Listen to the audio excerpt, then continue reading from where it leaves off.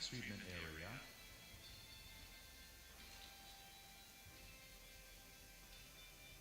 LPG storage and loading shed,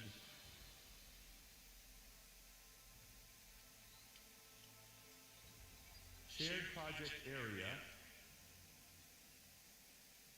The shared project area including power station and distribution area, center control area, public water treatment and fire pump area, public equipment area, storage areas. Oil field well pads distribute along shores of Lake Albert from south to north, followed by well pad 3, well pad 1, well pad 2, well pad 4A. The well pad is divided into drilling area and oil and gas production area. Facilities of drilling area include rig, mud pools, diesel generators, mud pumps, office containers. Oil and gas production area include Christmas trees, wellhead control panel, multi-phase flow meter, chemical systems, TIG.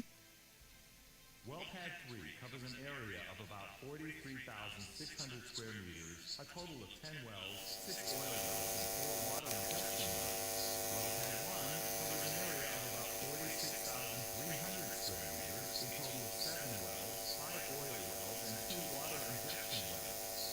Well pad 2 covers an area of about 38,000 square meters, a total of 10 wells, 6 oil wells, and 4 water injection wells. Well pad 4A covers an area of about 42,000 square meters, a total of 4 wells, 3 oil wells, and 1 water injection wells.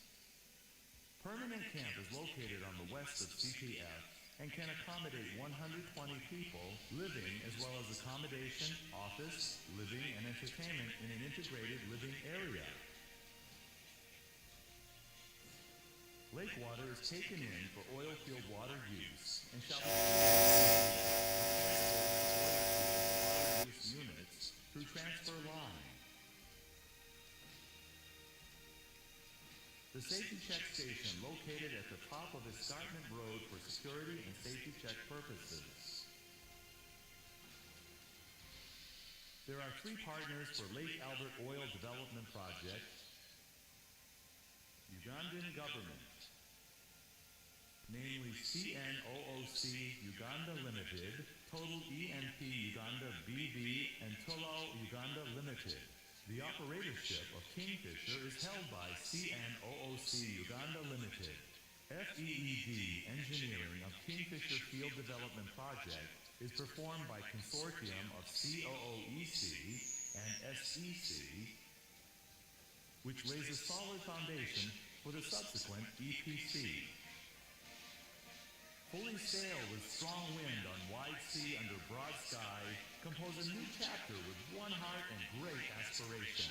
Under the leadership of CNOOC Uganda Limited, all staff with more enthusiasm, more active state, steadily promotes the project in accordance with... Ladies and gentlemen, may I request that we stand as we receive the principals who are joining us here at the Kololo Independence Grounds.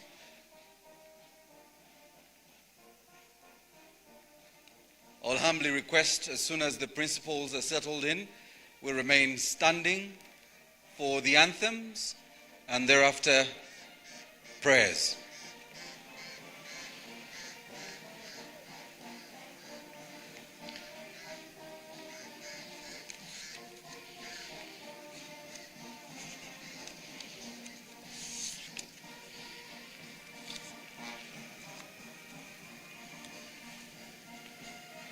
We want to welcome you, Your Excellencies, for this very historic day, the signing of our final investment decision for Uganda and the region. We want to welcome the honorable ministers and the different heads of the different missions. The anthems, please.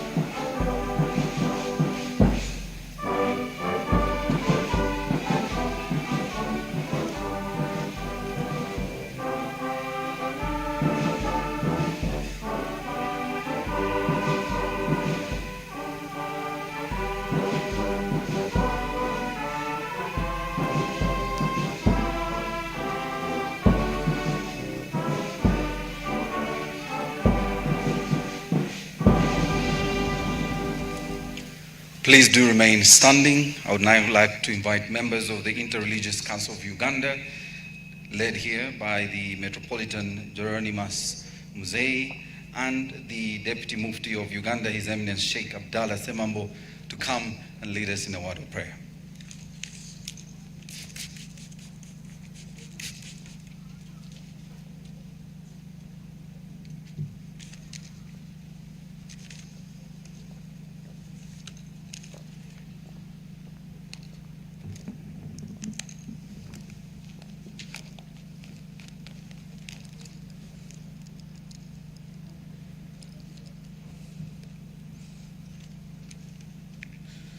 In the name of the Father, the Son, and the Holy Spirit, Amen. Our beloved Father in heaven, we thank you for this historical gathering of today here at Korolo. It is a very important gathering for our national progress and development, since it is a day of final investment decision for our national oil and gas project. It opens for our country new and wide economic opportunities. Therefore, we ask you, Father, to bless this final decision for the good and benefit of our beloved country, Uganda, and beyond. We ask you this, our Heavenly Father, in the name of our Lord Jesus Christ. Amen.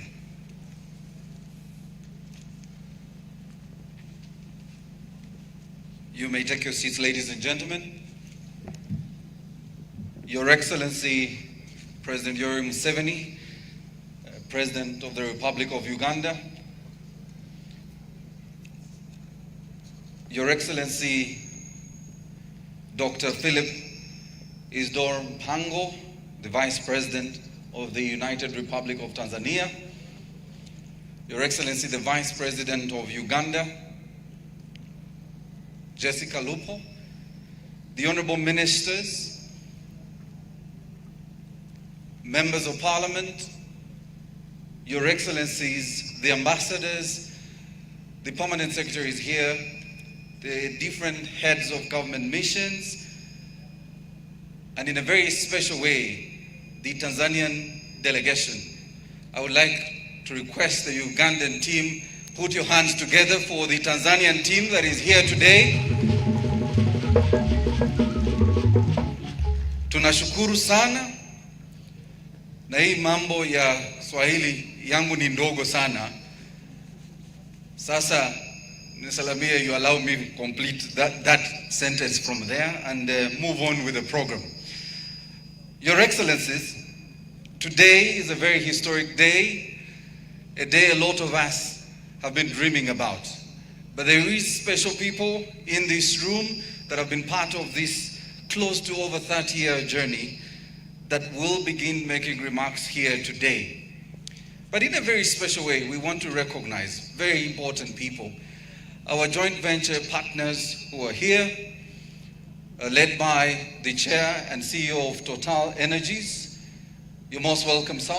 Patrick, thank you so much for joining us. A round of applause, ladies and gentlemen.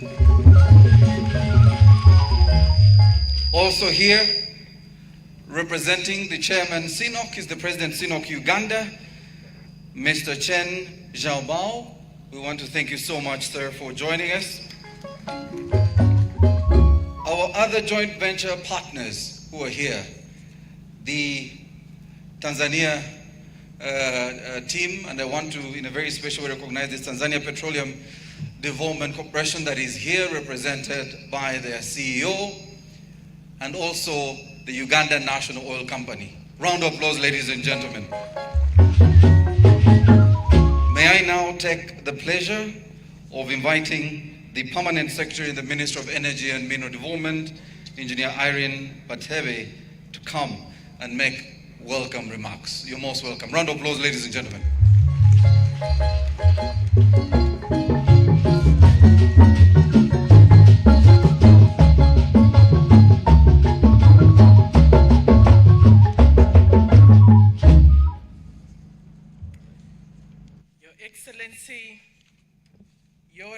Kaguta Museveni, the President of the Republic of Uganda, Your Excellency Dr. Philip Isdom Mpango, the Vice President of the United Republic of Tanzania, Your Excellency Honorable Jessica Alupo, the Vice President of the Republic of Uganda, the Right Honorable Excellencies and Ambassadors and High Commissioners present, Honorable Ministers and from the Republic of Uganda and the United Republic of Tanzania, the CEO and Chairman for Total Energies, Mr. Patrick Puyane, the President, CNOOC Uganda, the Board Chairman, the Uganda National Oil Company, Mr. Emmanuel Katongole, the Board Chairperson of the Petroleum Authority of Uganda, Dr.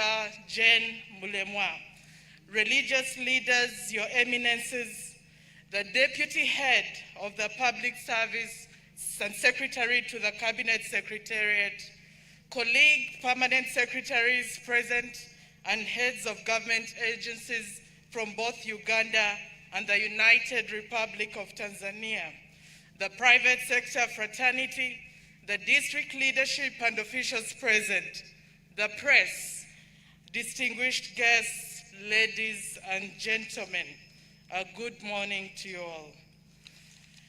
Today is a monumental day in the history of our two sisterly countries. It is therefore an honor to welcome you on behalf of the Ministry of Energy and Mineral Development to this auspicious occasion of the announcement of the final investment decision for Uganda's oil and gas projects. This is the culmination of the hard work and investment that has been made by both the governments, the oil companies, private sector, and the host communities where these projects are located. This journey started a long time ago.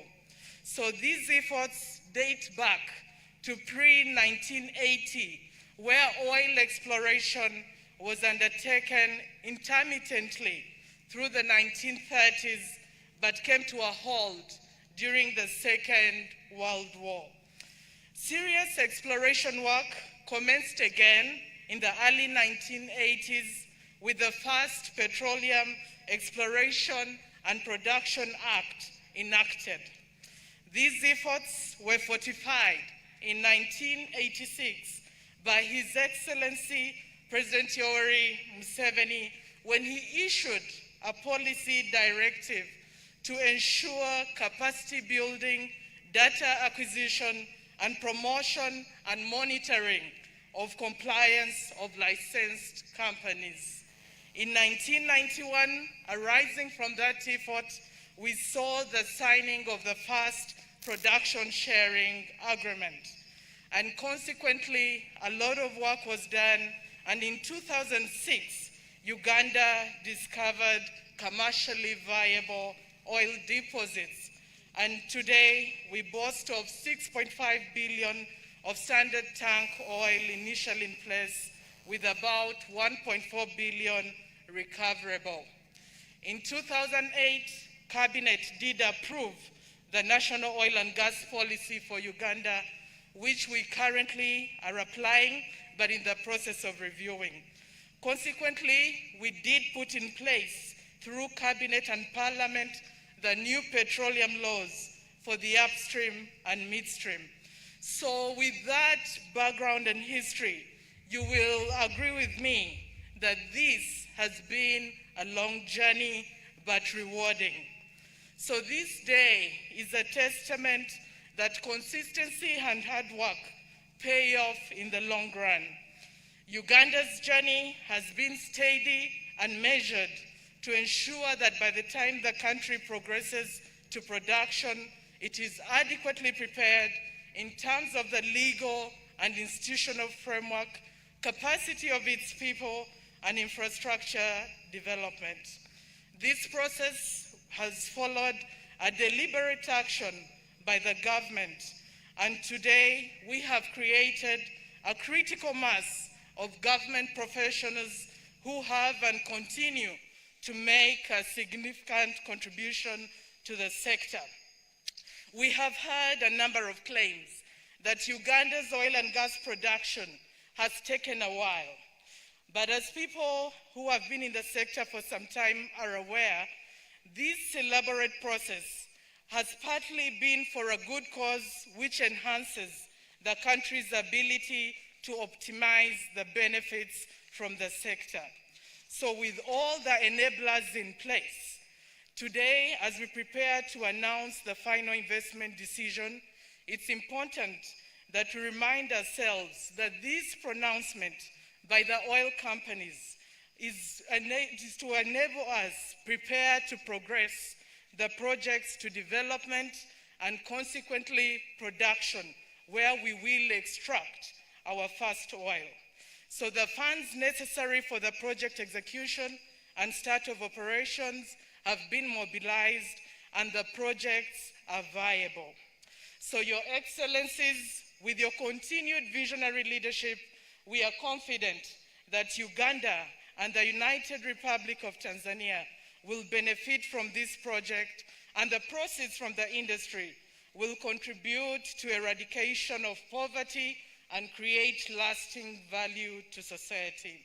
So as technocrats, we want to appreciate the efforts of our predecessors who built the foundation that many developments, including this final investment decision, today are built upon.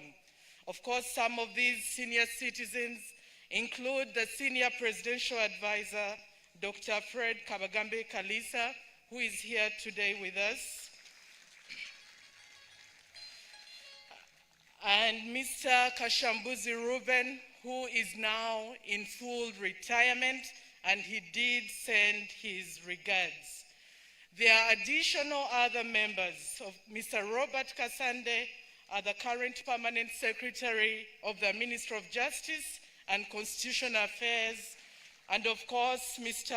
Ernest Rubondo, the Executive Director of the Petroleum Authority of Uganda. Together with that team, we have Mr. Hani Malinga, the current Director of Petroleum in the Ministry of Energy and Mineral Development. So those are the pillars, the shoulders on which we stand today. And we are seeing a new generation that is ready to continue that effort as undertaken by our senior predecessors. So in terms of the next steps, and as I prepare to close, in walking this rewarding journey, we have moved together with a number of government ministries, departments, and agencies who have been supportive in the process leading to FID. Now that FID has been achieved, work is expected to intensify, which will demand the MDAs to increase on their support. In Swahili, we would say, lazima kazi iendelee.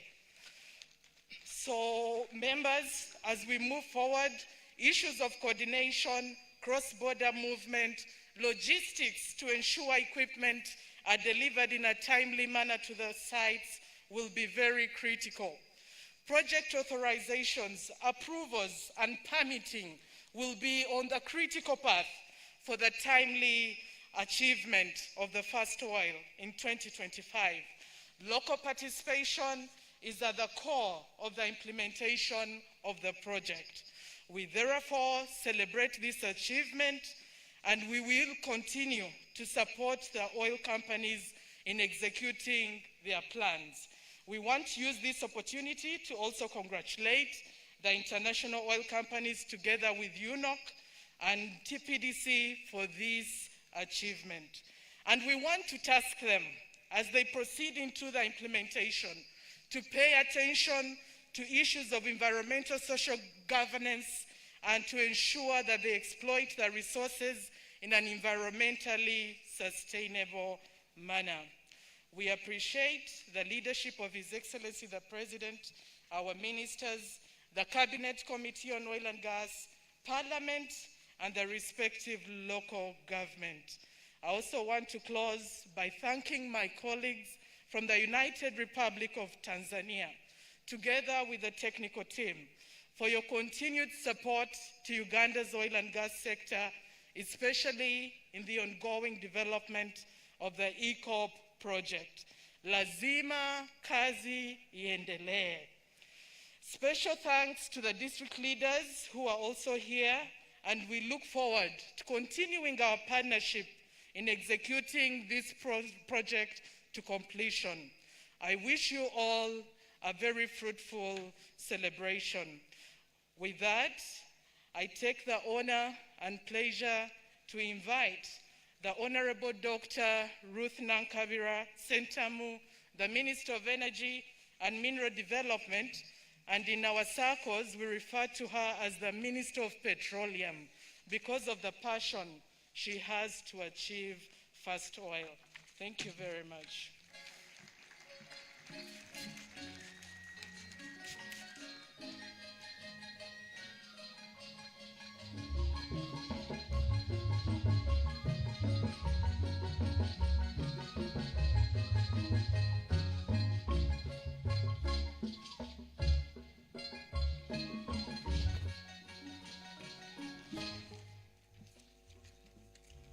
Thank you very much, my peers.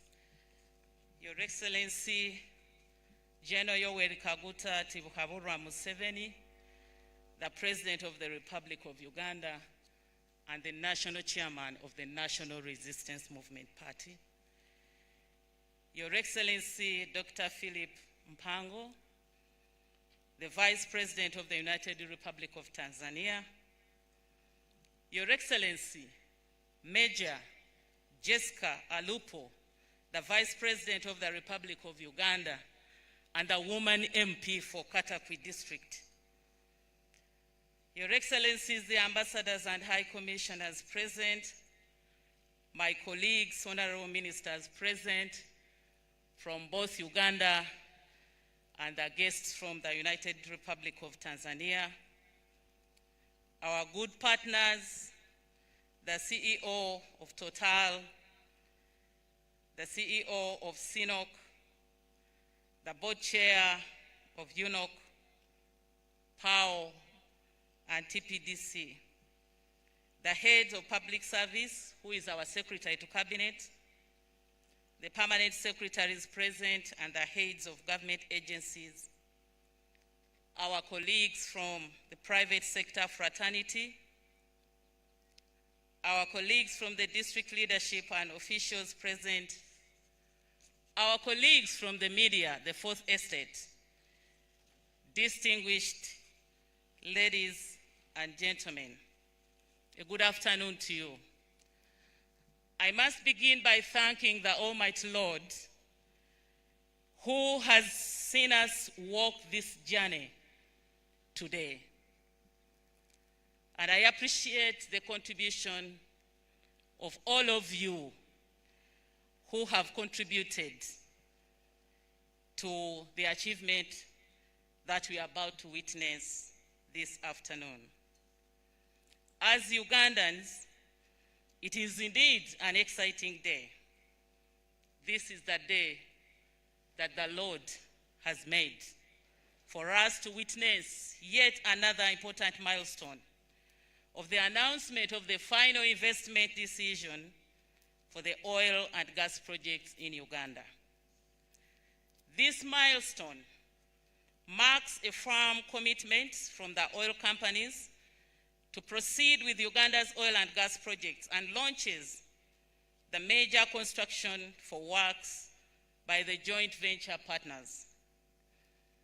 I would like to thank you, our joint venture partners, Sinoko Uganda Limited, Total Energies, E&P Uganda, and the government of Uganda through Uganda National Oil Company, our own baby company, for this historic occasion, which now puts us on the path to achieving the first oil in 2025, as agreed in April 2021.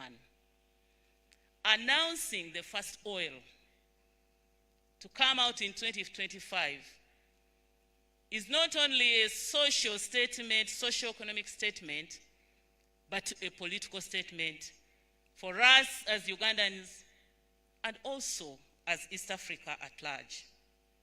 Therefore, we should not retreat, we should not surrender. We have to walk the journey until we see this first oil. Your Excellencies, we are glad to celebrate this journey, as my permanent secretary elaborated earlier, that it started way back, and especially in 2006, when Uganda discovered this commercial oil and the gas reserves that we have. And through partnership and collaboration between government and the oil companies, petroleum production licenses were issued to oil companies and various commercial agreements executed. The country is now more confident than before, and we hope that we will reach the destination. The country discovered commercial quantities of crude oil, and this was followed by the issuance of 9 petroleum production licenses to oil companies in 2012 and 2016. The oil resources discovered so far, the permanent secretary has told us, stands at 6.5 billion barrels as stock tank oil initially in place, with about 1.4 billion barrels recoverable. And I'm sure that Uganda still has more potential to get more oil. Since 2014, the government and the oil companies have been walking a journey for commercialization of petroleum, and a memorandum of understanding was signed.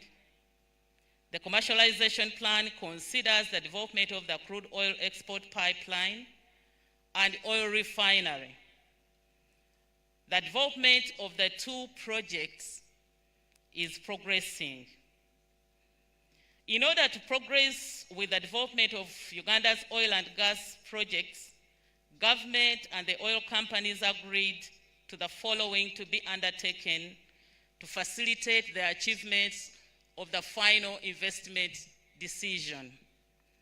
1, amendment of the production sharing agreements to improve the economics of the upstream.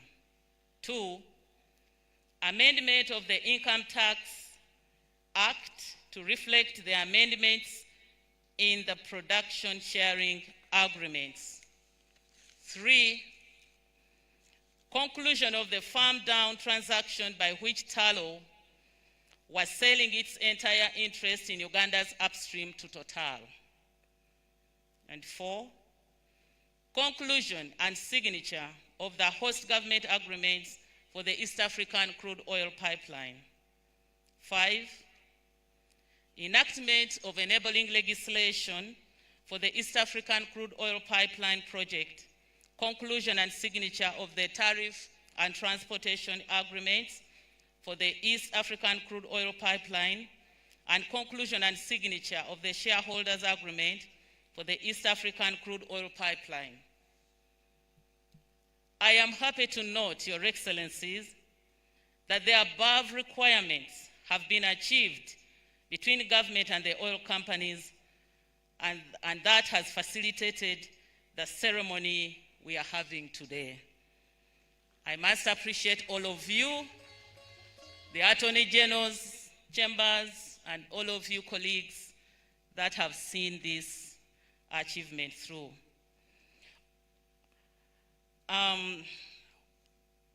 Why are we celebrating the final investment decision? What is its impact? Following this final investment decision, the oil industry will positively impact on the economy through various programs. Ugandans are expecting to get jobs. The people of East Africa are expecting to get jobs. the pipeline that begins from Hoima in Uganda up to Tanga has its bigger part existing in Tanzania. It calls for jobs. So we are eyeing this as Ugandans. Allow me inform you, Your Excellencies and colleagues, that close to 160,000 jobs are expected to be created.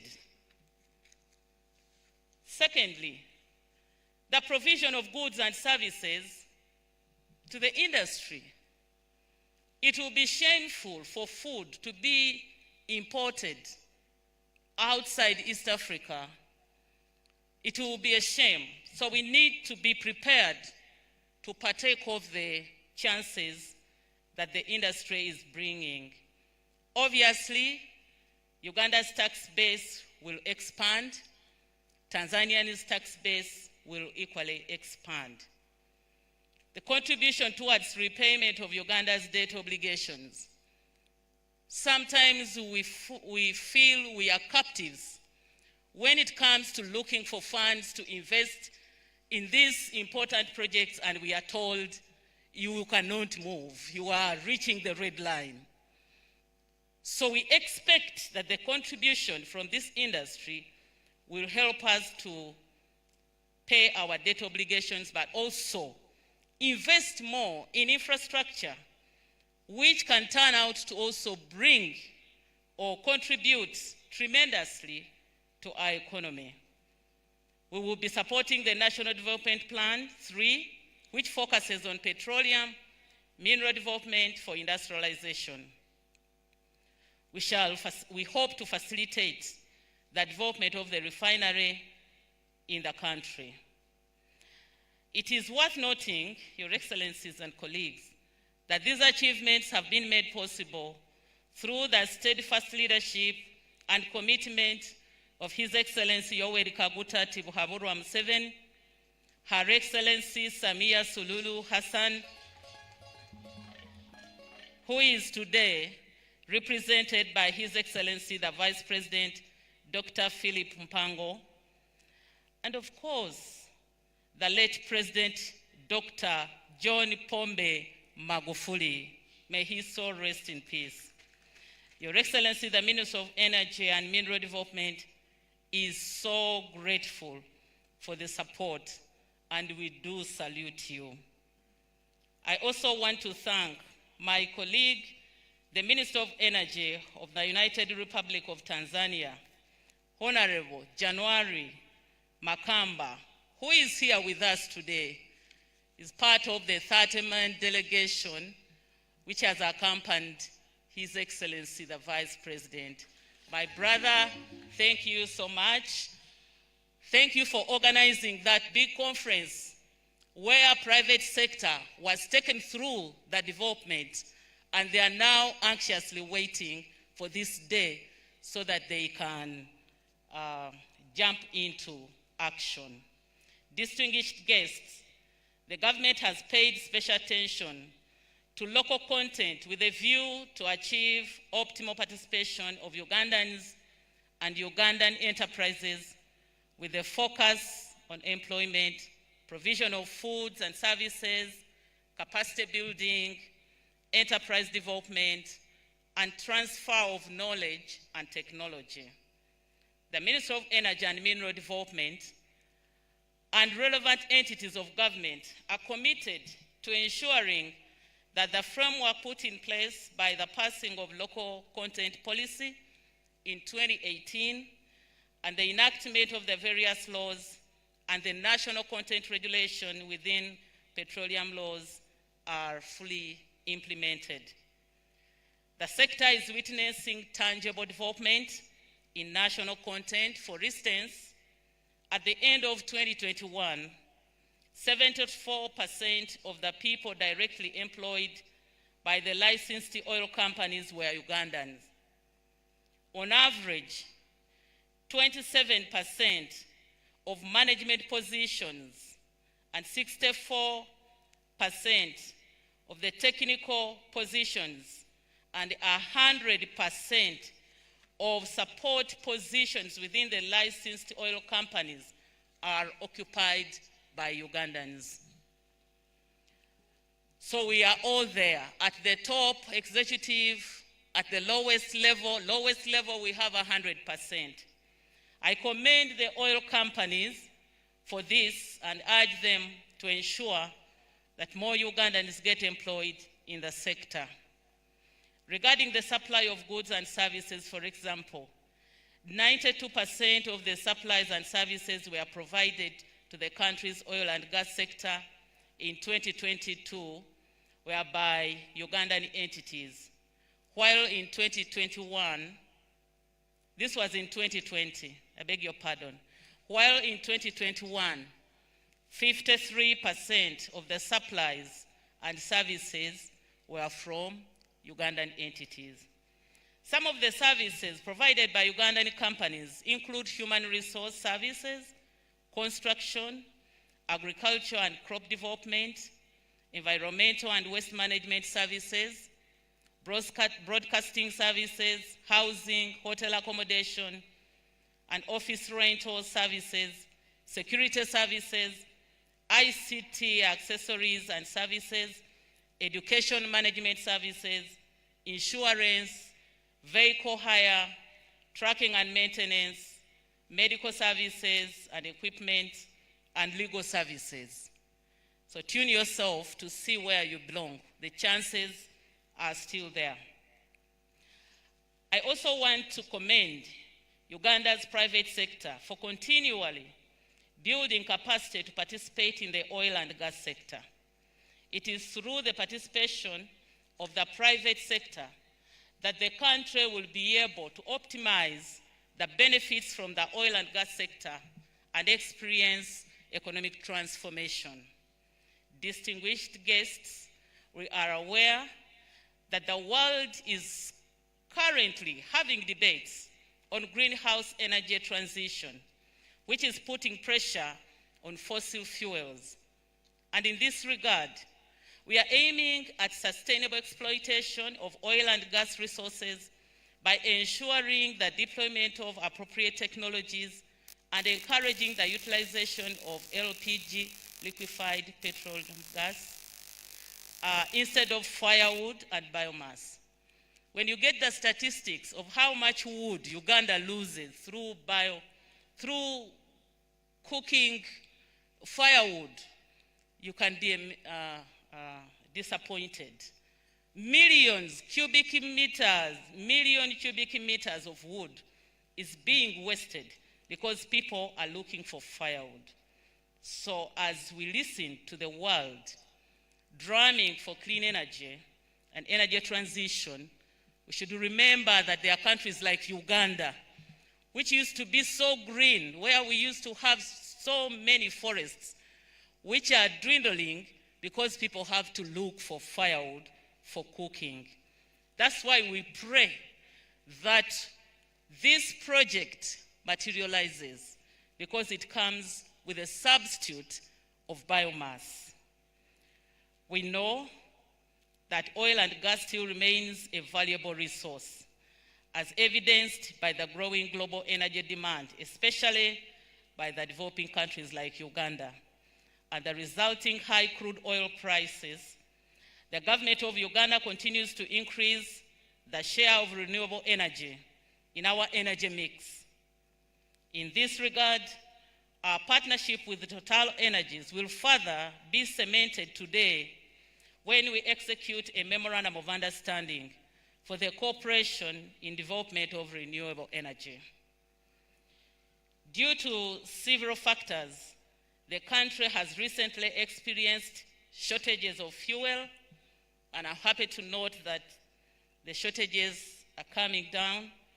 And as an importer of petroleum products, 100%, we remain vulnerable to several forces beyond our control. However, with the final investment decision taken today, such incidences should be a thing of the past. We will be able to sit down and plan accordingly. That is why, as government, we continue to plan for the development of a refinery which will be processing 60,000 barrels per day.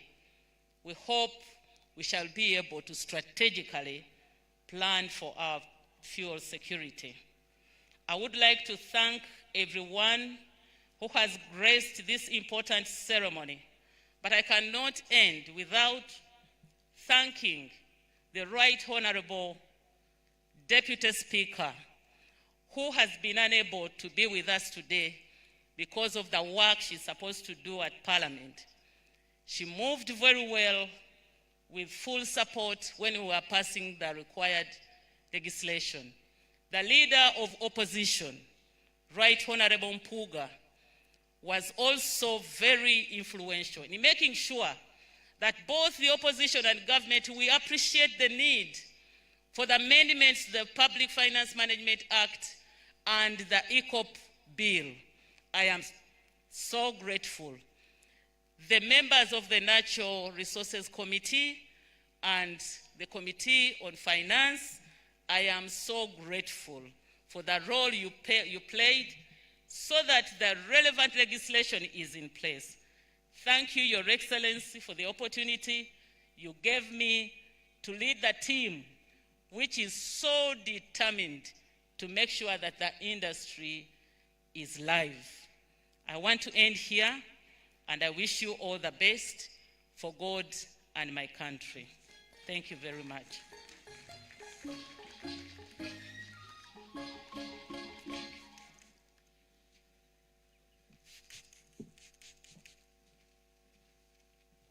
Ladies and gentlemen, another round of applause for the Honorable Minister. May I now invite the Permanent Secretary to come and take us through the memorandum, the signing of the Memorandum of Understanding on Renewables between the Ministry and Total Energies EP, as I invite the Honorable Minister and the General Manager Total Energies, Philippe Gruex, to make their way to the signing table.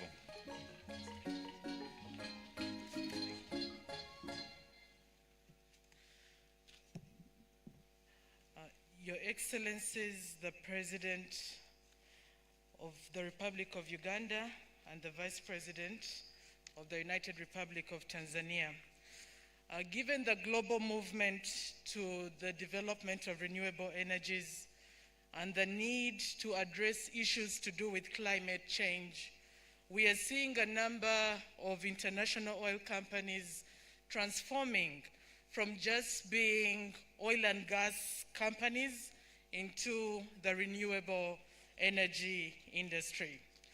Total Energies has just rebranded from Total to Total Energies to speak to this global movement.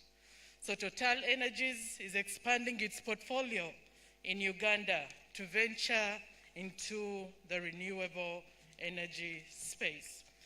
So today we'll execute a memorandum of understanding between the government of the Republic of Uganda, represented by the Minister of Energy and Mineral Development, and Total Energies, Uganda BV, for collaboration towards ensuring energy security and transition through deployment of large-scale renewable energy development projects. So the main objective of the Memorandum of Understanding is to advance renewable energy technologies and innovation through identification of areas for collaborative research and development of commercial solar, both photovoltaic and concentrating solar power.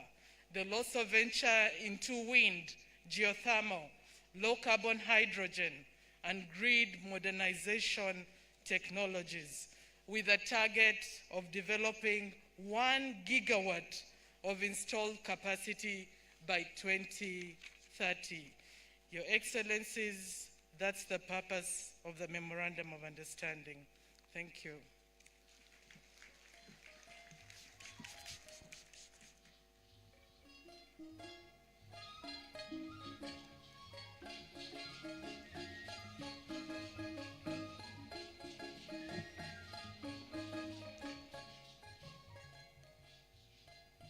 For the benefit of those watching at home, please note that the two representing the government of Uganda is the Honorable Minister of Energy and Mineral Development, the Honorable Ruth Nankabira, and the General Manager, Total Energies EP Uganda, Philip Gruex.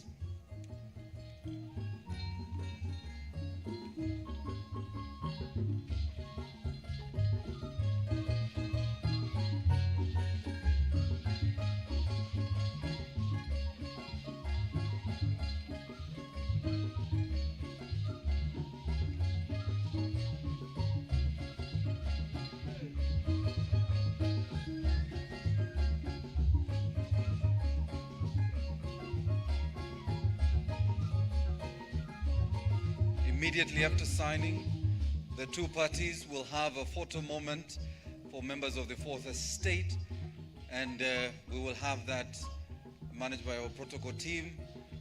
And thereafter, ladies and gentlemen, I will welcome you to turn to the screens as I prepare the team to run you through Uganda's journey to fast oil. That's a documentary that will be running very shortly, immediately after this signing ceremony of the Memorandum of Understanding on Renewables between the Ministry of Energy and Mineral Development and Total Energies EP Uganda.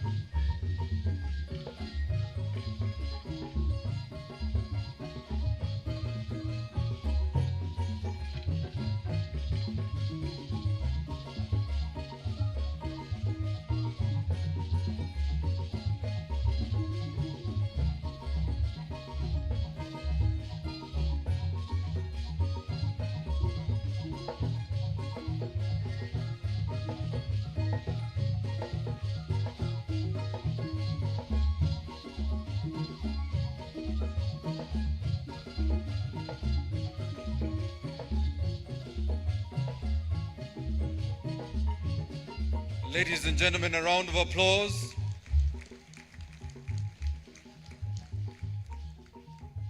We want to thank Total Energies Uganda and the Ministry of Energy for another milestone we will be celebrating, and we begin today here with the signing of this memorandum. Round of applause, ladies and gentlemen. Thank you very much. Your Excellencies, ladies and gentlemen, I'll ask you to turn to the screen. We have a documentary we are going to run for you on Uganda's journey to the fast oil.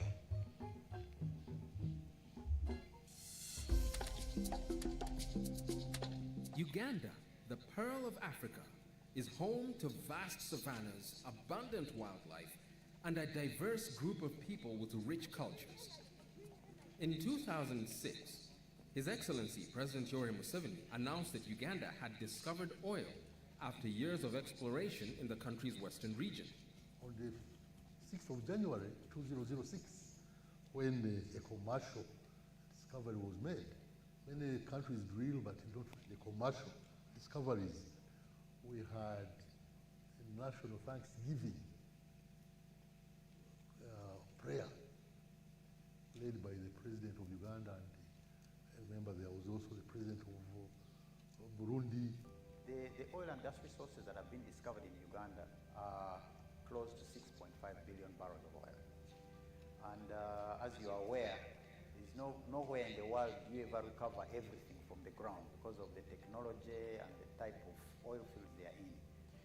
For Uganda, we expect to recover about 1.4 billion barrels out of those 6.5 billion barrels that have been discovered. The Albertine Graben, also known as the Lake Albert Basin, lies on the western border of Uganda and the eastern border of the Democratic Republic of the Congo. The amount of money that has been invested so far in exploration and appraisal is somewhere around $3.8 billion. And this $3.8 billion has been used to find 6.5 billion barrels of oil. The cost of finding oil in Uganda is very low. It's less than $1 per barrel. This is a very interesting number because around the world actually we find that finding costs of oil in other parts around the world are actually around $5. So you can see that the aspect of managing costs has been done well by Uganda so far. Resources to be developed in this graben are for the Lake Albert Development Project, which encompasses the Tilenga project, operated by Total Energies EP Uganda with 56.67%, and the Kingfisher project, operated by CNUC with 28.33%, both in a joint venture partnership with Uganda National Oil Company with 15%, on behalf of the government of Uganda, with the Petroleum Authority of Uganda as the regulator. The creation of these institutions was so well carefully studied before they were created. And they were thoroughly scrutinized and established. The journey has been slow but surely, and the basics have been put in place, like the needed agreements. The needed agreements are in place. The law now regarding the transportation of the crude oil is in place, and we are about to see a final investment decision being taken into that pipeline. We are moving on well on the refinery part. We have been moving and making sure that all the requirement is in place. Located in Bulisa and Nwoya districts in western Uganda, the Tilenga project is an upstream development with a capacity of 204,000 barrels of oil per day. The name Tilenga is a derivative of two local names for the Uganda cob, Til in Acholi Alur and Engabi in Lugungu. The name is based on the Uganda cob, which is the national emblem, to symbolize the project's national significance to the country. The project covers 6 oil fields. This project, of course, are important not only for the country but for Total Energy as well, to showcase really our commitment, our ability to develop all these resources at low cost with low carbon footprint. And today, the greenhouse gas emission intensity of 13 kilograms per barrel is much lower than our current average in our portfolio. Minimizing the impact on the environment has driven the design of the whole project, with really the ambition to produce a net positive impact on biodiversity. With approximately 400 wells that will be drilled over 31 well pads. During this period, the national content has been at the heart of our activity, with already more than 160 Ugandan companies directly involved in the Tilenga project. Other main project installations include a central processing facility, well pads, oil wells, flow lines, a lake water abstraction facility, a feeder line, and support bases. The mitigation of the impact of the affected local communities has been a priority for us. The first step, of course, has been to establish with the authorities a transparent process to ensure a fair compensation to all the project affected persons. But our commitment goes obviously far beyond that. Our objective is to improve the livelihood of all our PAPs. And this can be achieved through a global livelihood restoration plan. Kingfisher Field Development Area is spread over approximately 344 kilometers in the Lake Albert Rift Basin in western Uganda. The oil field is situated on the eastern bank of Lake Albert, which acts as a border between Uganda and the Democratic Republic of the Congo. It was discovered by the Kingfisher 1 Wildcat well in 2006. The Kingfisher project is planned to develop the Kingfisher, Mputa, Nzizi, and Waraga fields. The project will produce 40,000 barrels of oil per day during peak production. The crude will be treated at a central processing facility, CPF, located on the southeastern shores of Lake Albert. The Kingfisher development wells will be highly deviated wells from onshore surface locations targeting the offshore reservoirs. The production and processing facilities of the project will be located on the Buhuka Flats at the shores of Lake Albert in the Kikube district of Uganda. ESIA report has been carried out by the party and has already approved by the relevant Uganda authorities. The ESIA process involved all stakeholder public hearings and all land required for the project has been done in compliance of national relevant legislation and international best practice, particularly IFC performance standard.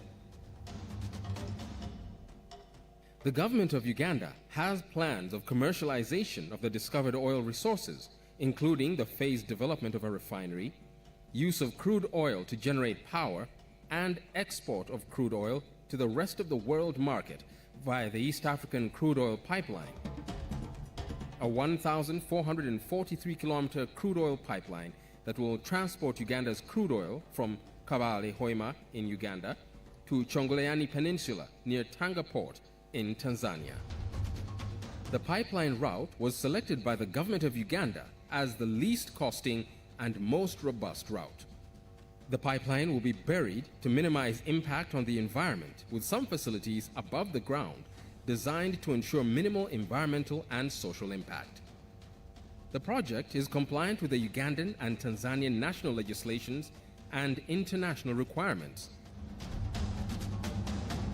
Done what's called ESIAs, so environmental and social impact assessments, separately for Uganda and Tanzania, and had a long dialogue with the environmental agencies of the two countries, and those were both approved actually now in I think 2019 and early 2020. So a project of this nature is like a sort of gigantic jigsaw with many parts, and will provide opportunities, I'd say, both locally or within Tanzania and Uganda, but also globally. So we'll be doing some of the procurement and engineering overseas, but all the construction obviously takes place in situ, in country. The workforce itself will require a number of supporting services. What the FID moment means is that we have now behind us, I would call it, the preparation phase of the project, which has been in some respects a bit of a roller coaster ride, but a very wide-ranging preparation phase covering, I'd say, technical definition, the call for tenders, the placing of the contracts, all the preparation associated with land, the environmental and social impact assessments, and of course the negotiation and the completion of the commercial and legal framework. But to a certain extent, what today means is we put that behind us and we get into the real action. Most people relate to the East African crude oil pipeline, the Tilenga and Kingfisher, but the breadth of projects is far bigger than the upstream and midstream, and UNOC's placement in those projects is quite critical. We are literally in these projects from reservoir to the consumer, or from cradle to grave of these projects. And that's how focused we are in contributing to economic transformation. The government of Uganda plans to develop 60,000 barrels of oil per day at a refinery set up at Kabale Buseruka sub-county in Hoima district. The refinery project includes a 2,111-kilometer-long multi-product pipeline that will evacuate refined products from the refinery to a storage terminal at Namwabula Mpigi district. Presidents Yoweri Museveni of Uganda and Samia Suluhu Hassan of Tanzania, Total Energies, China National Offshore Oil Corporation, Uganda National Oil Company, and Tanzania Petroleum Development Corporation in 2021 concluded the final agreements required to launch the major oil projects. With the ECOP project recently getting a go-ahead and the International Oil Companies, IOCs, announcing the final investment decision, FID, for Uganda's upstream and ECOP projects in February of 2022, Uganda is set to produce its first oil as early as 2025. The Lake Albert Development Project is expected to bring transformative opportunities and significant value to Uganda's socio-economic sphere. The companies taking FID basically implies that they are now making a firm commitment to progress the project, and the financing for the project has been locked in. We are now ready to move from the exploration and development stage, then ensure that we are finalizing aspects that will get us to production. Our journey into petroleum development has been long, but for a reason, and I'd like us not to lose that patience, and I would like us to really contain our anxiety as we walk towards 2025.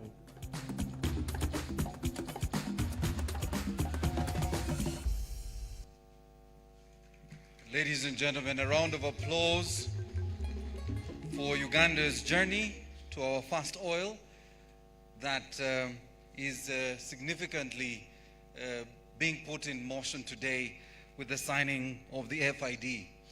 Your Excellencies, today on social media, as everyone was trying to understand the science of FID, many were asking the experts in the oil and gas sector to explain to the Wananchi what this means. And my brother James Musharire from Petroleum Authority tried to use the language that most people might be able to understand, but somebody said, I think you're saying so much English. Just tell us the money has started coming. So, Your Excellency, that's the expectation of the people of Uganda and the people of the region. And that said, allow me to invite the joint venture partners, but before that, the regulator. I want to invite the chair of the Petroleum Authority of Uganda, Dr. Jen Mulemwa, to come and make her remarks. You're most welcome.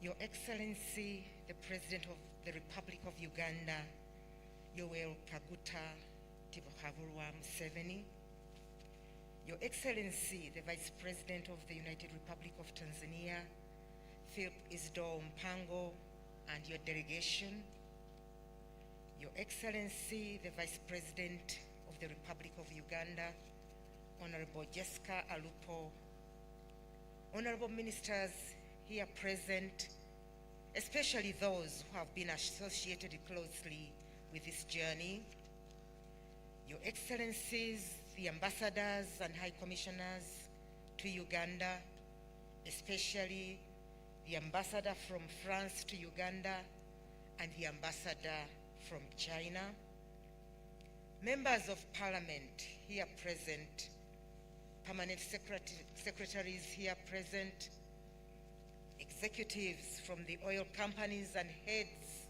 of government agencies, inclusive of the local government, the board members and the executive director of the Petroleum Authority of Uganda, the board members and chief executive officer, the Uganda National Oil Company, the chairman and CEO of Total Energies, the general manager, Total Energies, the president, Sinoco Uganda Limited, the press, all invited guests, ladies and gentlemen.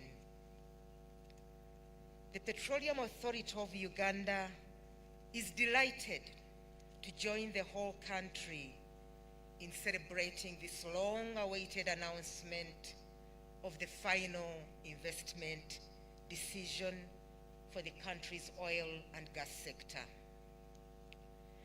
The modern and consistent efforts that have led to this day started way back in 1986, when His Excellency the President Yoweri Kaguta Museveni sent our own Ugandan scientists to train in this very new oil and gas sector.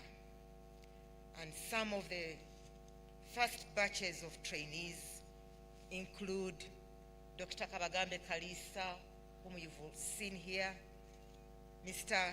Kashambuzi, as you've heard, is not able to join us, and then the newer crop that includes our own Executive Director, Mr. Ernest Rubondo. Then, in 2006, when commercial volumes of oil and gas were identified in the country, the efforts were intensified. And with this crop of Ugandans well-trained and conversant with the sector, the laws and regulations were put in place. And one of those laws and regulations put in place is the 2013 Act that established the Petroleum Authority of Uganda and the Uganda National Oil Company. Therefore, this announcement of the final investment decision is a significant milestone in the country. I want to emphasize that it comes with a lot of responsibility for us as the Petroleum Authority of Uganda, which is mandated with monitoring and ensuring compliance in all activities in the sector. It also comes with great responsibility to all stakeholders in the sector, as outlined by the Honorable Minister, Honorable Ruth Nankabirwa.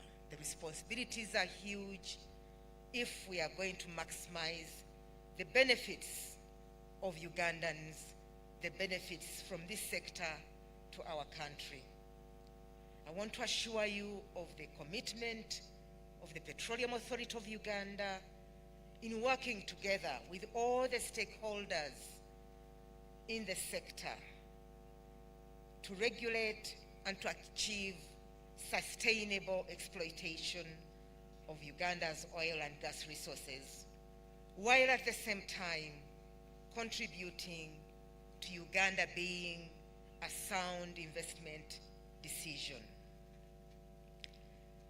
On behalf of the Petroleum Authority of Uganda, I wish to extend our sincere appreciation to His Excellency the President of the Republic of Uganda, Yoweri Kaguta Museveni.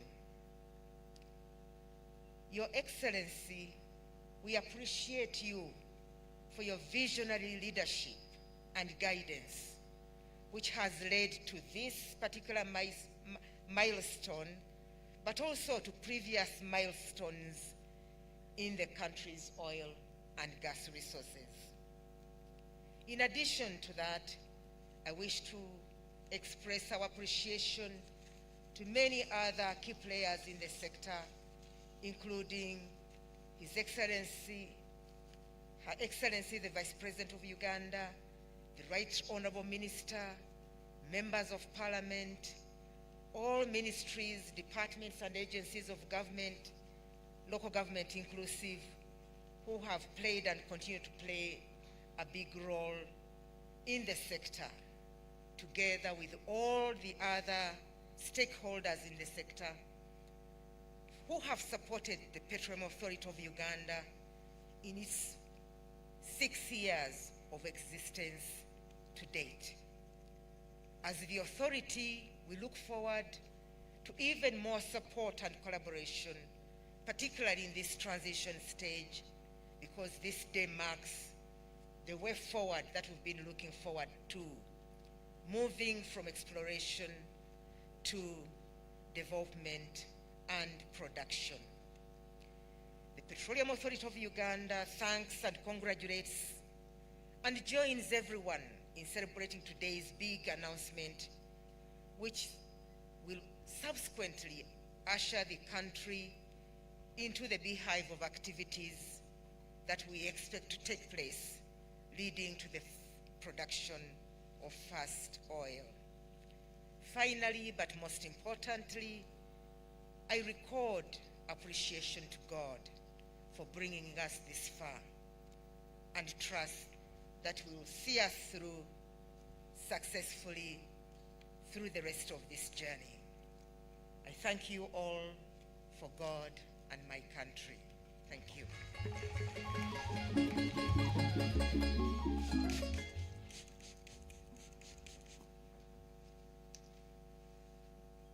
I now take the pleasure to invite the chairman of the board of the Uganda National Oil Company, Dr. Emmanuel to come and speak to us.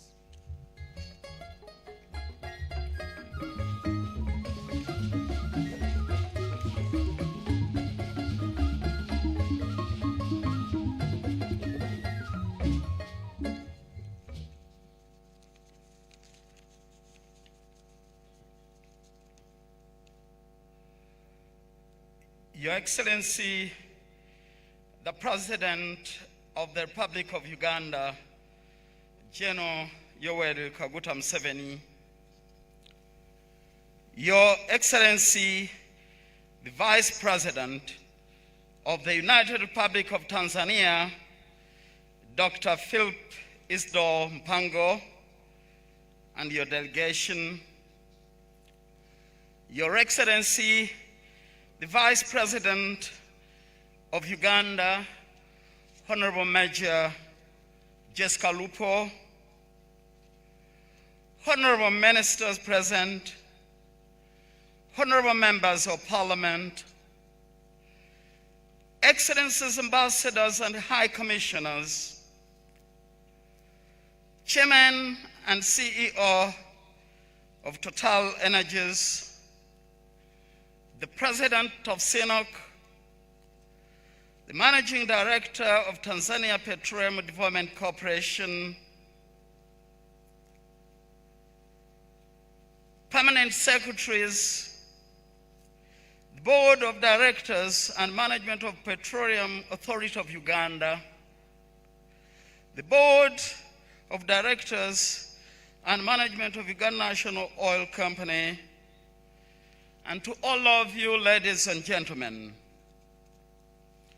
Your Excellencies, it is an honor to address you on this monumental day when the international oil companies, Tanzania Petroleum Development Corporation and the Uganda National Oil Company launch the construction phase of the upstream projects of the Tilenga and Kingfisher development areas and the East African crude oil pipeline project.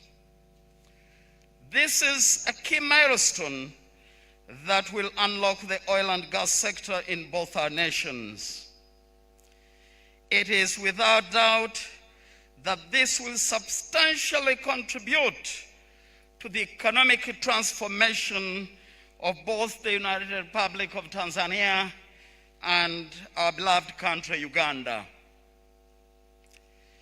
Today will go down in the history of our region as the day that the government of Tanzania and Uganda, together with our joint venture partners, took a decision to transform the economies and lives of the people of our two countries by commercializing the oil and gas industry. We must recognize that it would not have been possible without the effort of each and everybody here present, especially our beloved President, President General Yoweri Kaguta Museveni. For that, we thank you for your commitment and resilience.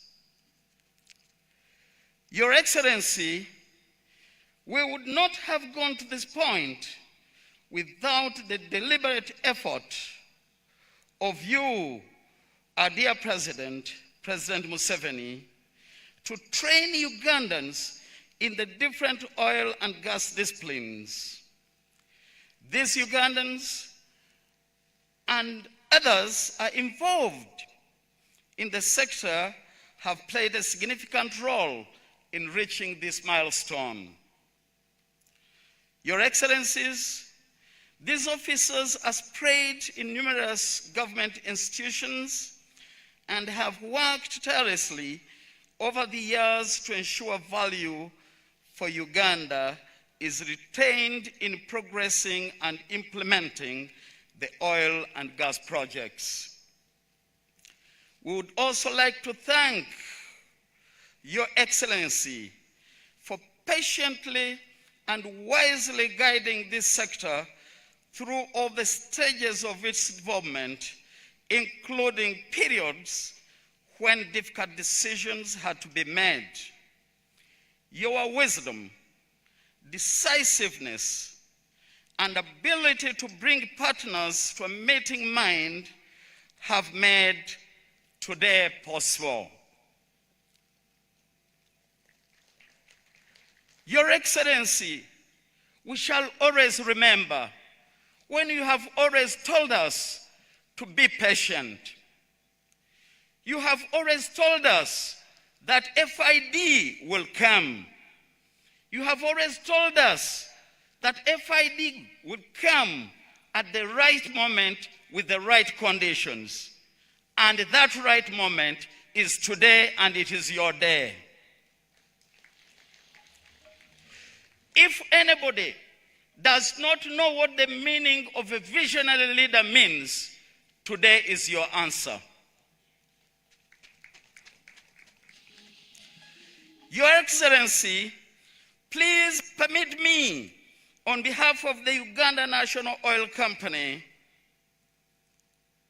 and indeed our partners, to say a very big thank you to Her Excellency Samia Suluhu Hassan and the people of the United Republic of Tanzania for supporting and enabling the East African Crude Pipeline Project. Working with our sisters and brothers from Tanzania through negotiations, project planning, and numerous other ways has not only cemented our historic working relationship, but has also increased our economic integration, as was announced yesterday of the setting up of the Tanzanian Petroleum Authority offices in Uganda. We look forward to the continuous working together to enable the entire region benefit from the projects.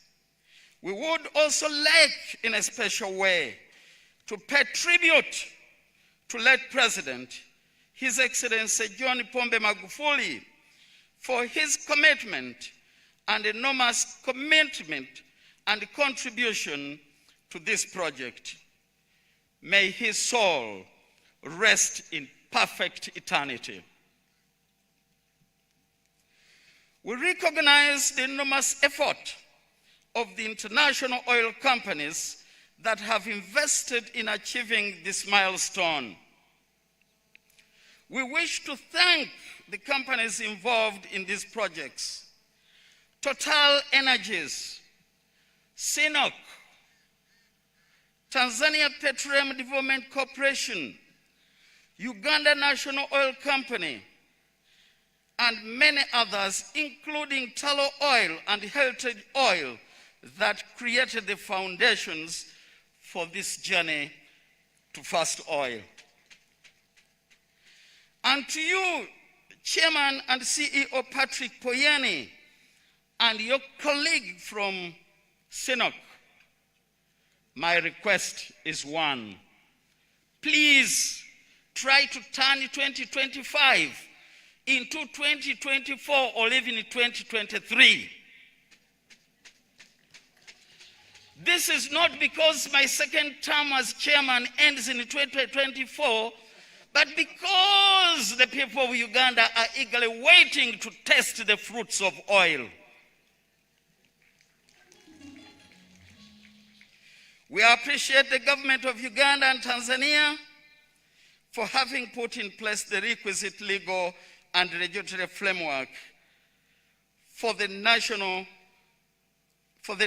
to benefit from this industry. And here I would like to thank my minister, Honorable Dr. Ruth Nankabirwa, for the effort.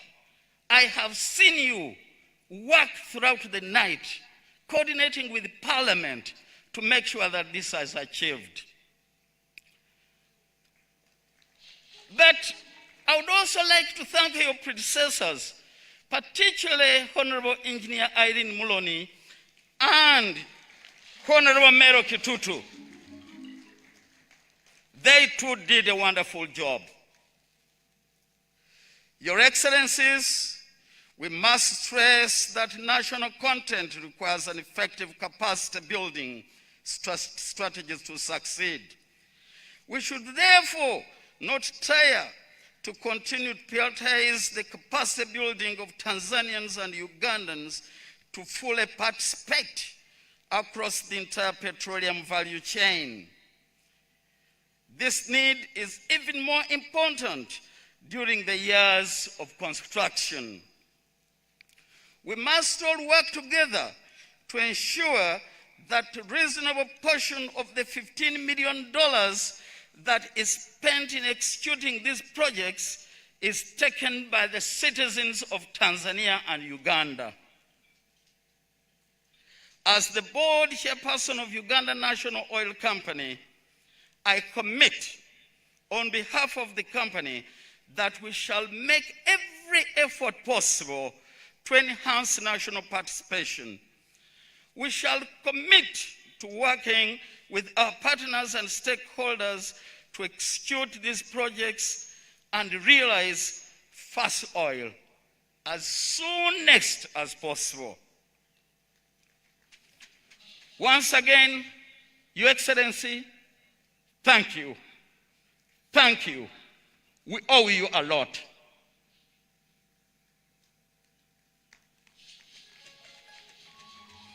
And to you, our brothers from Tanzania, again, thank you. Our partners, thank you.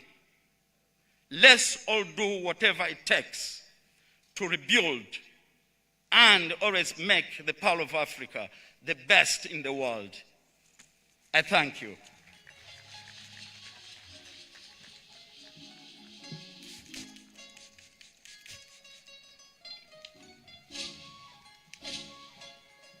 Ladies and gentlemen, another round of applause for Dr. Emmanuel Katongole.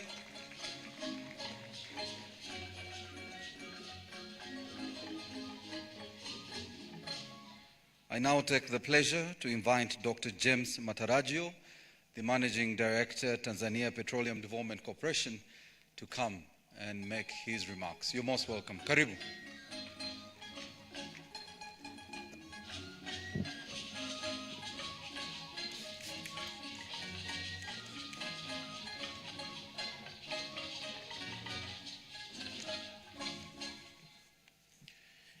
Your Excellency Yoweri Kaguta Museveni, the President of the Republic of Uganda, Your Excellency Dr. Isidori Philip Mpango, the Vice President of the United Republic of Tanzania, Your Excellency Major Jessica Lupo, the Vice President of the Republic of Uganda, Honorable Ministers from the governments of Uganda and Tanzania, Permanent Secretaries from the government of Uganda and Tanzania, Mr. Patrick Poyen, Chairman and CEO of Total Energy, Proskovia Nabanja, the CEO of UNOC, Mr. Chen, the President of SINOC Uganda, ladies and gentlemen, protocol observed.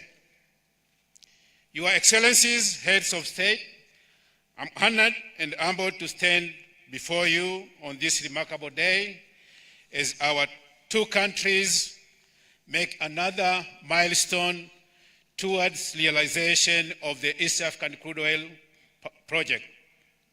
Today's event marks a crucial step towards the implementation of the project, and it reflects shareholders' commitment in achieving the promise made here in Uganda on the 11th of April last year, when we signed the shareholders' agreement.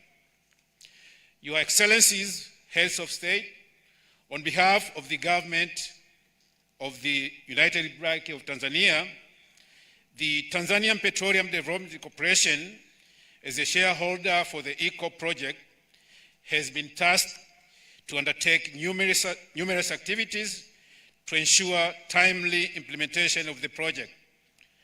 Together with our counterparts, we have worked tirelessly day and night to make sure that we meet tight deadlines, because we clearly understood the high expectations from our people in reaping benefits that come along with this project. Your Excellencies, Heads of State, we are fully aware and understand your ambitions to see people from our two countries benefit from this project. Through engagement of local governments and the communities along the pipeline route,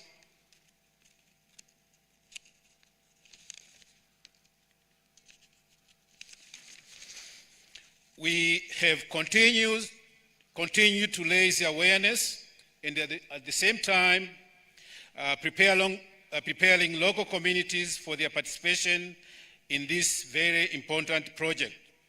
Much so, we have made initiatives to empower locals to be able to competitively participate in various project tenders.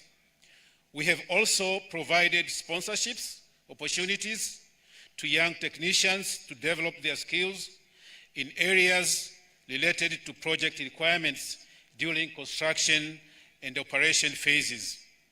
Your Excellencies, Heads of State, implementation of these cross-border projects builds a strong alliance between our two countries, and more importantly, it puts the two countries very strategically on the world energy map. We are positioning the two countries from East Africa high on the list of countries with the state-of-the-art energy infrastructure. Considering the investment cost of the project, we believe that it will have a positive effect to our generations, for many years to come.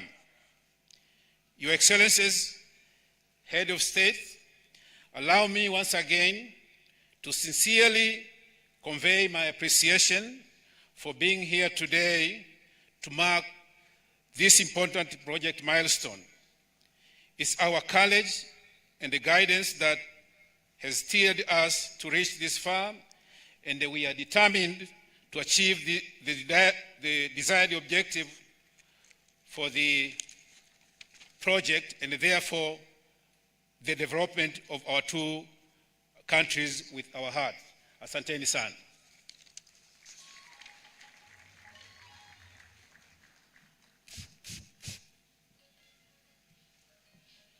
Your Excellencies, ladies and gentlemen, I wanted to let you know that today is the first day of the Chinese New Year, Lunar New Year, and this is the year of the tiger, and there could never have been a more significant day for CNOOC to be part of this announcement on FID.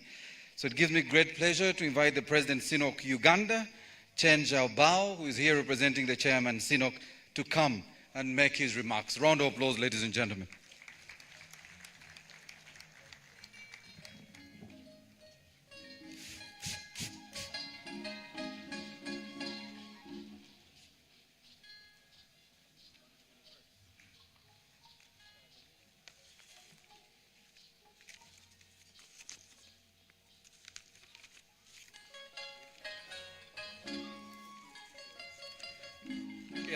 Excellency, the President of Uganda, Your Excellency, the President of United Republic of Tanzania,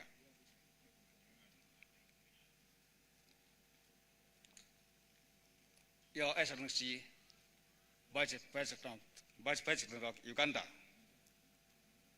Your Excellency, Ambassador and High Commissioner, Honorable Minister from Uganda and Tanzania, Honorable Member of Parliament, PS Ministry of Energy and Mineral Development, the Executive Director, Petroleum Authority of Uganda, heads of ministries, departments, and agencies,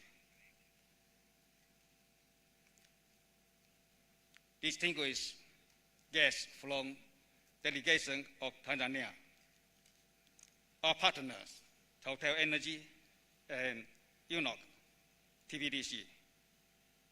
Good afternoon to you all in your different capabilities. Well, I must say that this is indeed an amazing day for all of us who are gathered here today. A day to celebrate and reflect upon how far we have come and the success we have achieved. Such a moment has been long awaited for this sector, and it gives me so much pleasure that it has finally come to pass. First and most, I thank you, Your Excellency, and the government team for the leadership and stewardship that you have accorded to us throughout this journey. You have been very supportive and give great direction in the matter of this sector, like taxation, operatorship, key agreements, among others. We appreciate this commitment to ensure sustainable development of the oil and gas resources in the country. I also wish to thank the Ministry of Energy and Mineral Development for the diligence, the Petroleum Authority of Uganda for the great management and leadership, the NEMA team for the back and forth guidance throughout the process of ESIA and approval. The Bunelo Kitala Kingdom, local governments, and host communities for the support. Special appreciation goes to all those who contributed to this landmark. Thank you very much. Attending FID is a step toward first oil, which is expected earlier 2025. This is a step towards unlocking more opportunities for investment and development in the Uganda and the whole region. The Kingfish project is expected to fetch an in-country value of US $1.6 billion, and US $400 billion will be for the local service provider. With the close cooperation between the partners and contractor, we expect to enhance employment of Ugandans through direct and induced job, training of workforce, and procurement of locally available goods and services. Once again, I wish to reiterate that CNOC Uganda Limited is and has always been a firm believer in being a responsible energy company, and that is exactly what we put into products. All of our operations are in strict compliance with the relevant laws and regulations, and our operational protocol live up to the best practice of the industry. By doing so, we spare no effort to minimize our potential impacts and to protect the environment in each and every region in which we operate. We shall continue doing to ensure efficient and effective development of the oil field in an environmental friendly and sustainable manner. Today is the first day of Chinese New Year, 2022. Happy Chinese New Year to all of us.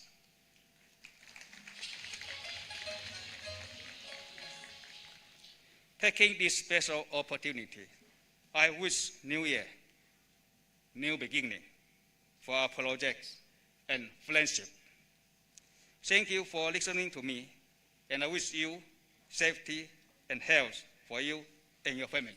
Thank you.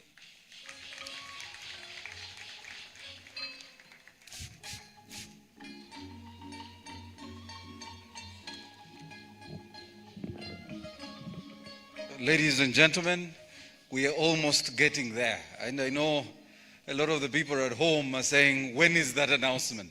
It is coming. Just hold on just for a few more minutes. So allow me now invite with pleasure the CEO and Chairman of Total Energies, Mr. Patrick Pouyanné, to come and make his remarks. A big round of applause, ladies and gentlemen.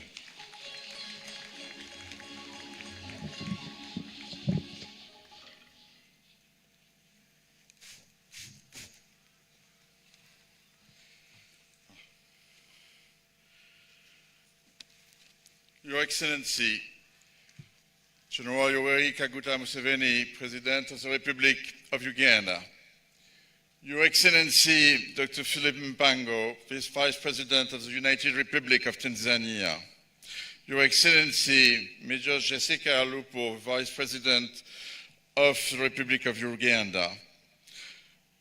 Your Excellencies, the ambassadors, honorable ministers from Uganda and Tanzania, especially as Minister for Energy, honorable members of the Parliament from Uganda, permanent secretaries of ministries, especially of the Ministry of Energy, Mr. Chairman and Executive Director of Petroleum Authority of Uganda, CEO of Uganda National Company, Managing Director of TPDC, President of CNOOC Uganda Limited. Dear distinguished guests, ladies and gentlemen, it's for me an immense pleasure and a great honor to be with you today on the occasion of this historical event to mark the FID of the Lake Albert Development Project.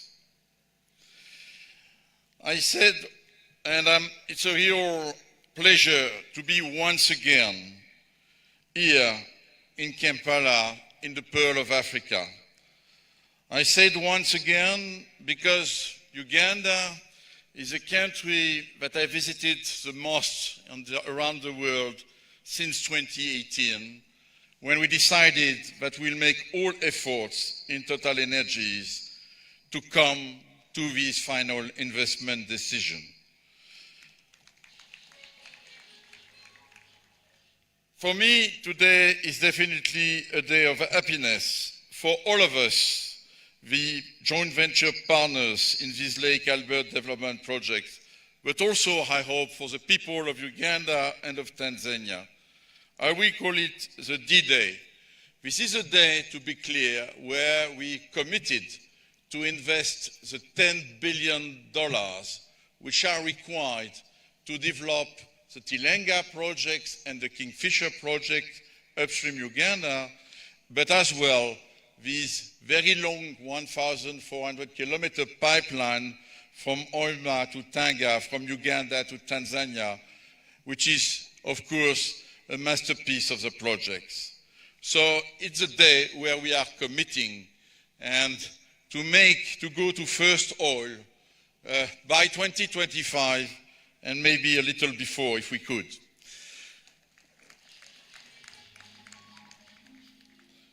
Last year I came in April 21 during another important event when the two governments of Uganda and Tanzania signed the agreement paving the way to the IACOP projects.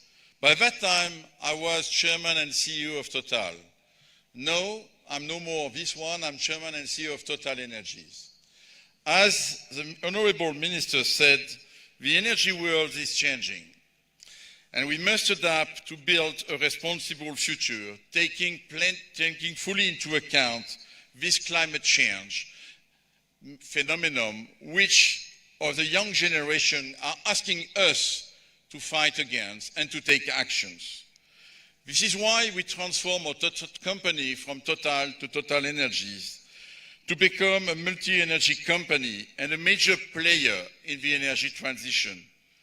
It does not mean at all that we give up on oil and gas, be sure. It means that fundamentally we are adding a new business unit in our company, which is power, electricity, from renewable and gas. So this company, Total Energies, is about oil in Uganda, gas, and electricity. And thank you, your Honorable Minister, for the Memorandum of Understanding you accepted to sign today. Of course, during this transition, we need to meet the world's demand for oil.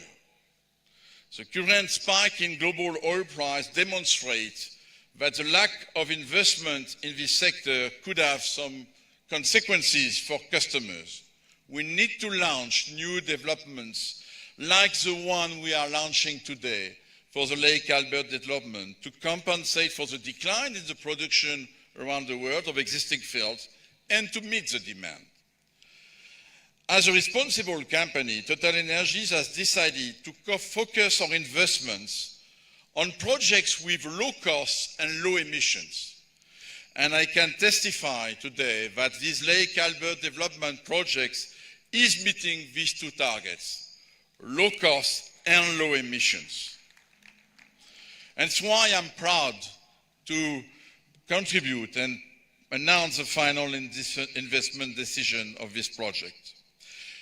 The last year has been very busy for all our teams, Mr. President and Mr. Vice President, I can tell you, including the last days. The key agreements were signed, enabling legislation were voted by parliaments, thank you, dear parliament members of Uganda and Tanzania. And today, the IACOP company is established with its shareholders, Total Energies, UNOC, TPDC, and CNOOC. And I would like again to publicly acknowledge and thank all the teams from both countries who have worked hard day and night under your guidance, Your Excellency President Museveni, and the guidance of President Samia Suluhu Hassan. And I will tell you, if we arrive today at this landmark event, it's because along the maybe too long journey in the last 10 years, we built the trust between the partners. And it's long to build trust, but I can think, and I'm really proud that we built this trust, allowing us to spend this $10 billion and to go to first oil. Tangible progress has already been made on the ground without waiting that day, with some land acquisitions, and already some civil works are starting on site, and some engineering and procurement has been kicked off locally and around the world. But from today, with the FID, the project will fully enter into the construction phase, and we will award firmly all the main contracts of Tilenga, Kingfisher, and IACOP projects, and they will be signed in the coming days. Again, they represent a commitment of $10 billion by all the partners. The development of such a major project for Uganda and Tanzania is, of course, major one and transformational for both countries. And our ambition is to make it an exemplary project in terms of shared prosperity, in-country value, and sustainable development. We are fully aware that these projects represent transformational opportunities for Uganda and Tanzania. They will lead to significant and enduring in-country value being created over the next 4 years of construction, but also during the next 20 years of planned production. The expectations of national content are very high, but very legitimate, Honorable Minister. And we are committed to be successful in this domain, in collaboration with the authorities, but also with the private sectors of both countries. For operations worldwide, the national content and participation, active participation of local companies is critical to the success of such large projects.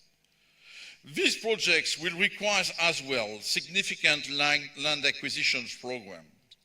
And we have a close attention to the rights of the local communities is a must. And a fair land acquisition process has been developed with the authorities of Uganda and Tanzania and in compliance with the performance standards of the international finance corporations. For the government of Uganda and Tanzania, as well as for Total Energies, taking high care of the local communities is a top priority since the beginning of the project, and it will continue during the duration and the execution of the construction phase and the production. Some tangible initiatives have already been launched in the Bulisa district on livelihood improvement, proposing training and activities linked to agriculture for cassava and vegetables growing or apiary, and supporting people in managing their budgets. We are also very conscious of the sensitivities of the areas where we are going to work, in particular from an environmental point of view. We are committed to leaving a positive environmental footprint, especially, of course, in the Murchison Falls Park, where together with our partners, we have the ambition to leave the environment in better condition than it was before the project began. On these matters, I confirm that we in Total Energy value the dialogue with local, national NGOs, and that they will be always welcome to visit our installations and projects. I would also like to mention that in our journey with Uganda and Tanzania, Total Energies has the ambition to become a privileged partner on new energies and renewables, like I said before. So that's why I was pleased to witness the signature of the MOU today. As a conclusion, this is a very historic day, the D-Day.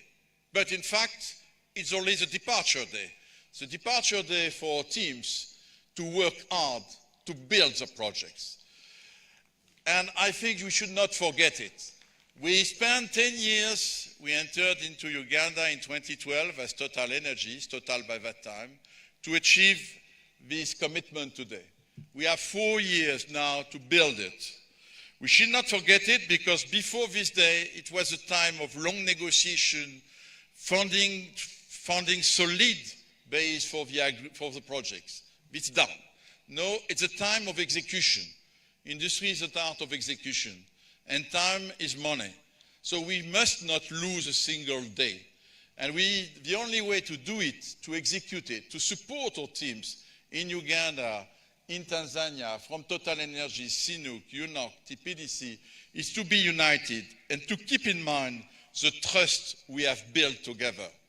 This is for me fundamental, because each day we will lose is not only not meeting the target that the chairman of UNOC said to us, it will also mean money and cost. So please, keep the trust together and keep that in mind.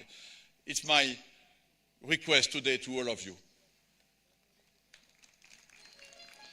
I would like to conclude that, again, this day would not have been possible without the clear leadership involvement of President Museveni from Uganda. I will remember for long the night of November 2019, where both of us alone, we decided that we'll reach this FID whatever it costs. That night, we founded the right foundation for the projects. And I thank you, Mr. President, for your trust as well. I would also reiterate my gratitude to President of Tanzania and Mr. Vice President. Tanzania, again, to produce the oil from Uganda, we need to have access to the sea. And the choice done to go to Tanzania by President Museveni, really, we met in Tanzania very committed people. And that day as well, we would not have been possible without your support in Tanzania. So thank you for your leadership and guidance and support to us. So I've been a little long, but again, this is important. Final investment decisions, the commitment of my company and our partners. So thank you for your support again.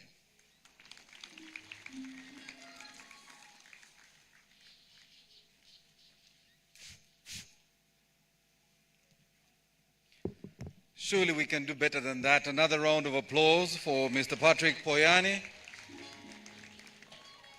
So this is the moment. You know, if it was a football match, this would probably be the last sport kick in extra time. Or this would be when you have drum rolls and fireworks and not the other one, and razzmatazz. So allow me to invite the Honorable Minister to make this or to lead us through this grand announcement. So you're most welcome, Honorable Ruth Nakabira, to take us through what everybody has been waiting for. The excitement is palpable. I know everyone at home was waiting for this, so you're most welcome, Honorable.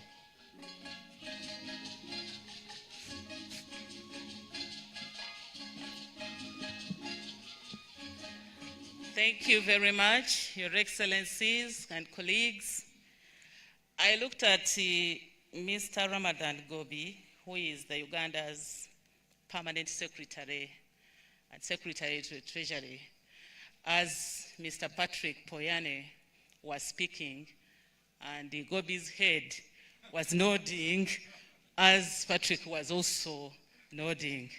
I think what we are doing today means a lot to the Minister of Finance. Thank you very much. I recognize Honorable Migereko, the former Minister of Energy, Uganda. Thank you for coming. Thank you for honoring our invitation and all that you did. Your Excellency, all what we have been doing has been the rituals. Ugandans and Tanzanians and the world is waiting for the announcement. And I know that many of us were asking themselves that we've listened to the CEOs of these companies. They have spoken, they have appreciated, but have they announced? We listened to Mr. Patrick Poyani, your commitments, but have you done the real announcement? So probably we have to do a ritual to appreciate this announcement. And after this ritual, I have a colleague with whom we are walking this journey. He's seated in the comfort zone. I will pull you out of that comfort zone, Honorable January Makamba, Minister of Energy from Tanzania, to also join me here. I would like now to invite the joint venture partners led by, of course, Total Energy CEO, Chairman Patrick Poyani, to move forward to make this final, clearly, investment decision for the Tilenga, Kingfisher, and Eco project. I invite the General Manager, Total Energies, to also come forward, Total Energies Uganda, Mr. Philippe Gross.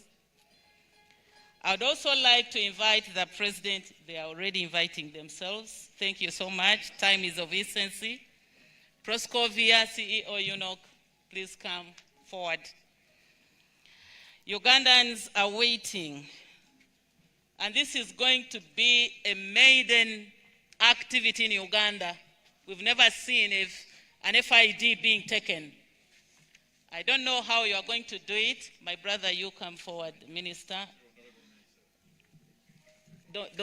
Don't stand with people with money. For us, we can be here. Absolutely. Yes. So, gentlemen,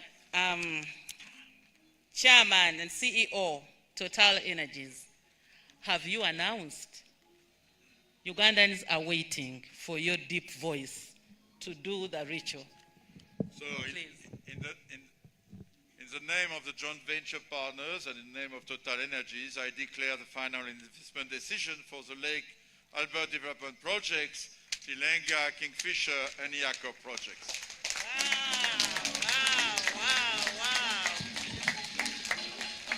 If we were in Busoga, we will do the real thing.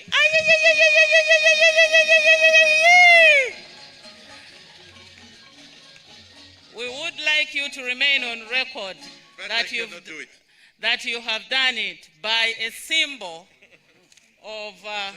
yes, please. Can you please now stand in front and knock your elbows? Knock your elbows. Okay. Yeah. Thank you. Congratulations, Your Excellency. Congratulations, the people of Uganda. Congratulations, the people of Tanzania. After that photograph, I would like to invite Honorable January Makamba just to tell us how you're feeling at this point. Please. I feel ambushed. Nevertheless, very excited. Your Excellency, President Yoweri Kaguta Museveni, Your Excellency Philip Isidore Mpango, Vice President of United Republic of Tanzania, colleagues, ministers, distinguished guests, ladies and gentlemen. It's a wonderful day. It's a historic day. And my sister Ruth didn't warn me that she'll give an opportunity to speak. But nevertheless, we feel delighted. We feel honored as Tanzania to be part of this story. We congratulate President Museveni and the people of Uganda for the journey that have reached here.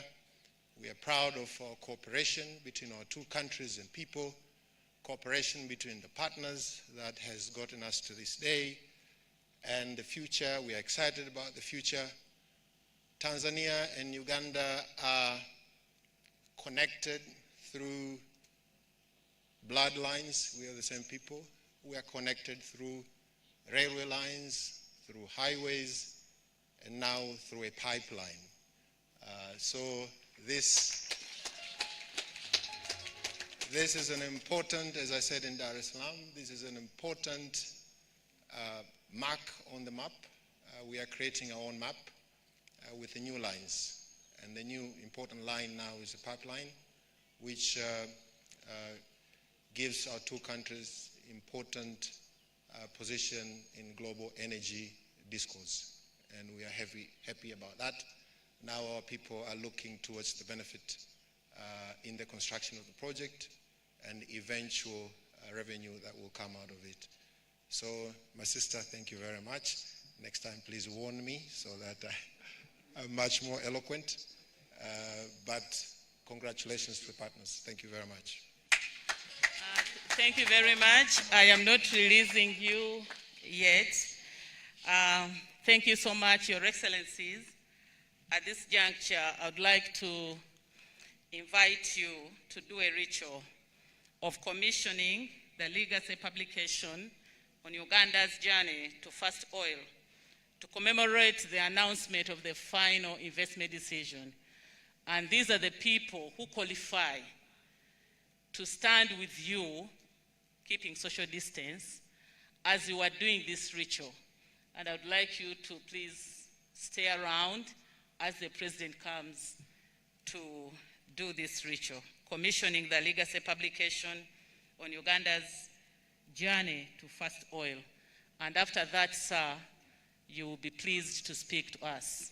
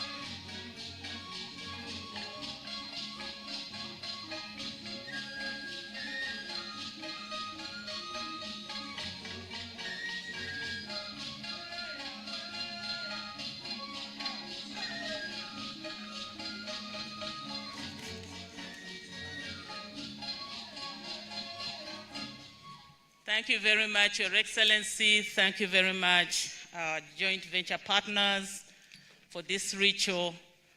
And I think time is opportune now to receive the words of wisdom from His Excellency, the President of the Republic of Uganda, who will introduce his guest. Your Excellency, sir, I would like to request you to address us. Thank you very much.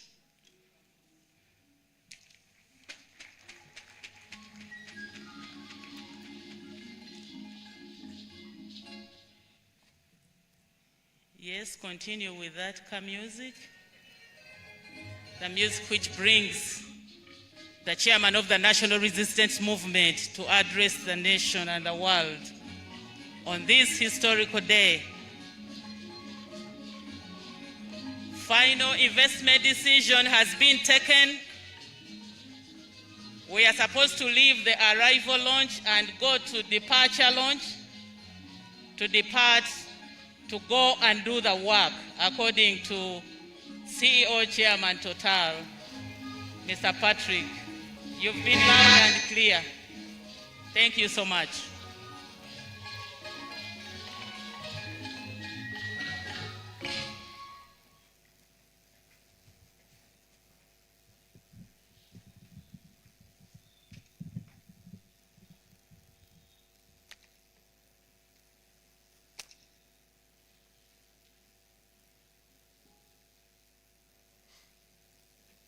His Excellency, the Vice President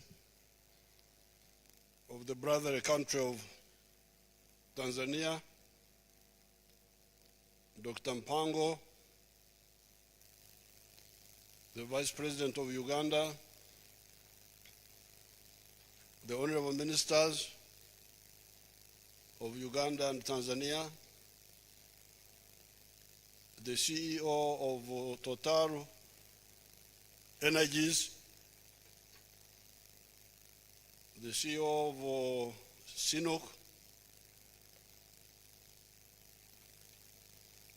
the leaders of the oil groups companies in Uganda, Tanzania, Their Excellencies, the ambassadors and high commissioners, and all the invited guests. Before I make my remarks, I would like to invite His Excellency Mpango to address you on behalf of Her Excellency Samia Suluhu Hassan. Most welcome.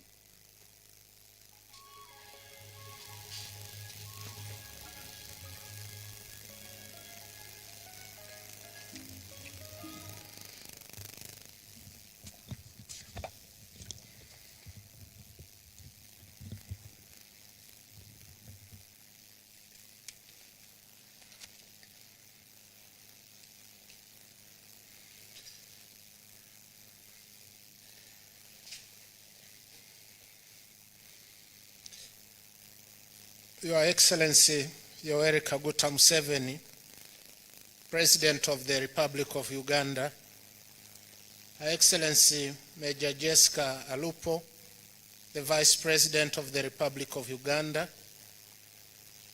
Honorable Ruth Nakabirwa, Minister of Energy and Mineral Development of the Republic of Uganda, Honorable January Makamba, Minister of Energy of the United Republic of Tanzania, honorable ministers and other senior government officials of both countries present, Your Excellencies, ambassadors and high commissioners, representatives of Total Energies and China National Offshore Oil Corporation, Excellencies, ladies and gentlemen.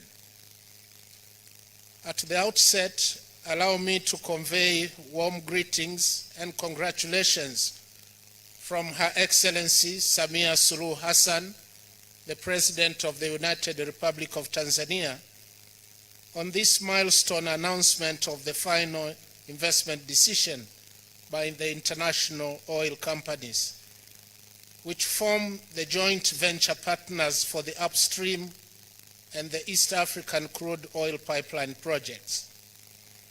This indeed is a momentous occasion that marks the beginning of the next phases of the project development and production. Her Excellencies, President Samia Suluhu Hassan, wished to be here, but is unable to do due to other national exigencies. In this regard, Her Excellency asked me to stand in for her and deliver these remarks. I wish to express my sincere appreciation to the government and the people of the Republic of Uganda for the warm welcome extended to me and my delegation since our arrival at Entebbe International Airport and subsequently here in this lovely city of Seven Hills. Your Excellencies, distinguished guests, today's event is the outcome of considerable efforts and relentless dedication by the two countries since the signing of the intergovernmental agreement on the construction of the East African crude oil pipeline project on the 26th of May 2017 and the successive agreements between our governments and the ECOP company.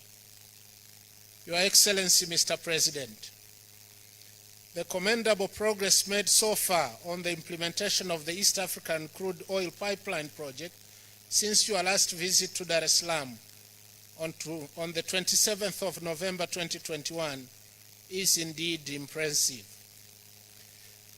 We recall that together with Her Excellency Samia Suluhu Hassan, you directed the parties involved to quickly finalize pending matters for the formation of the ECOP project, for the formation of the ECOP company, and attainment of the final investment decision for the ECOP project.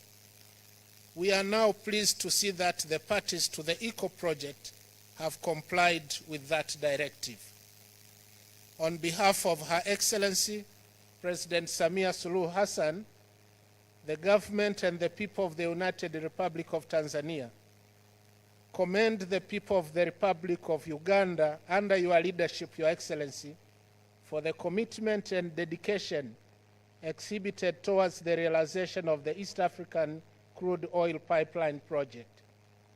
In the same vein, I applaud our partners, Total Energies and China National Offshore Oil Corporation, who have just sealed the deal today by announcing the final investment decision.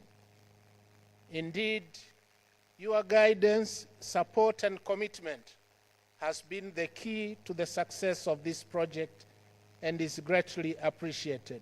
Asante sana, Mheshimiwa Rais. Your Excellencies, Tanzania and Uganda are bound together by a common heritage. And for this reason, our two countries have continued to enjoy excellent mutual relations and collaboration. By virtue of being close neighbors and founding members of the East African community, we have many common interests and a lot to share on bilateral basis. For instance, trade between our two countries has more than tripled to over $260 million in 2020 compared to the average for the past 5 years. In this regard, the implementation of this shared eco-project further solidifies our cooperation, which has been nurtured and cemented for many years. Your Excellencies, distinguished guests, with this project, the two countries are projected to realize a record level of foreign direct investment flows to the tune of US $3.5 billion over the period 2022 to 2025, which is an increase of over 60% compared to the current levels of foreign direct investment flows. The impact of such massive investment include employment estimated at more than 10,000 jobs, foreign exchange earnings in the form of dividends, and service receipts from handling project cargo that is estimated at over 500,000 tons of imported equipment. The pipeline will also provide business opportunities in various sectors, including construction, energy, and the like, which will eventually create a trickle-down effect and thus contributing to development of local content. In addition, the pipeline is expected to serve shippers of oil as well as manufacturing industry and thereby attract investors and companies in these sectors in our region. The investors will surely come with the much-needed international experiences and specialized skills for the nascent petroleum industry in our countries. Excellencies, distinguished guests, the multiple effects from the project will not only support our economic recovery, but also spur regional growth, which has been adversely affected by the COVID-19 pandemic. As you are well aware, during the pandemic, the region experienced a slowdown in economic growth to an average rate of 2.3% in 2020, compared with an annual average rate of over 6% prior to the pandemic.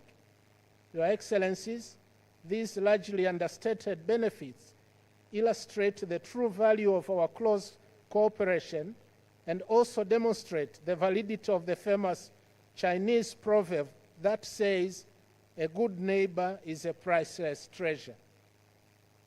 Your Excellencies, ladies and gentlemen, Tanzania notes with great satisfaction and appreciation that based on technical, geographical, and commercial merit, as well as our experience in construction, operation, and management of pipelines, the government of the Republic of Uganda and project developers preferred the Tanzania route for the pipeline.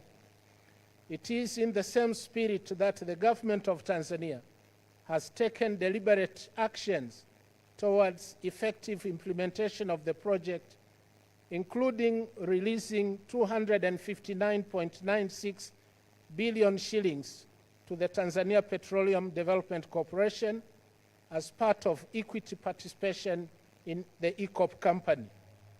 We have amended relevant legislation as agreed in the host agreement. We have completed land compensation for 14 priority areas for the camps and coating yards, and also paid land compensation for the pipeline corridor that traverses through 8 regions in Tanzania. In addition, on the 5th of November 2021, the project company handed over the project land to a Tanzanian contractor, i.e. Milembe Construction Limited, to start early civil works, which includes the clearance, leveling, and fencing of the priority areas in Bukombe, Sojo Nzega, and Igunga. The civil works are expected to be completed in May this year, 2022. Your Excellencies, distinguished guests, as it has been observed, all parties, including the peoples of the 2 countries, have had a particular responsibility to fulfill for successful implementation of this project. It is my humble plea to the people of the Republic of Uganda and the United Republic of Tanzania to take ownership of the project. And this includes ensuring security of the pipeline, protection of the environment along the pipeline, and also reporting any incidents that may affect implementation of this project. May I also implore our customs departments in both countries, as well as related institutions, to ensure speedy clearance of imported equipment for this project for smooth implementation. Similarly, other parties, and especially the international oil companies, are reminded to adhere to labor laws, including avoidance of child labor, and ensure environmental sustainability and conservation in line with the environmental and social impact assessments. I'm therefore looking forward to hear that all partners are committed to implement this project in an exemplary manner, taking into consideration the ecology as well as local community rights. Your Excellencies, as I conclude, I would like to encourage our private sector to take advantage and participate in the value chain of these projects through joint ventures with regional and international partners and supply of inputs, both physical and skills. On the other hand, the international companies are encouraged to support supplier development by reducing the complexity of contracts to ease access by the local actors, build capacity at national and community level, and promote internships and attachment of citizens of the 2 countries, and especially the youth. We should keep in mind that the successful implementation of this project depends solely on the commitment and trust of all parties to act solemnly as expected. Excellencies, distinguished guests, ladies and gentlemen, I wish to end my remarks by reiterating the commitment and readiness of the government of the United Republic of Tanzania to ensure effective implementation of the ECO project by providing the necessary support to all parties involved. May God bless the Republic of Uganda, may God bless the United Republic of Tanzania and the East African community. Excellencies, I thank you for your kind attention.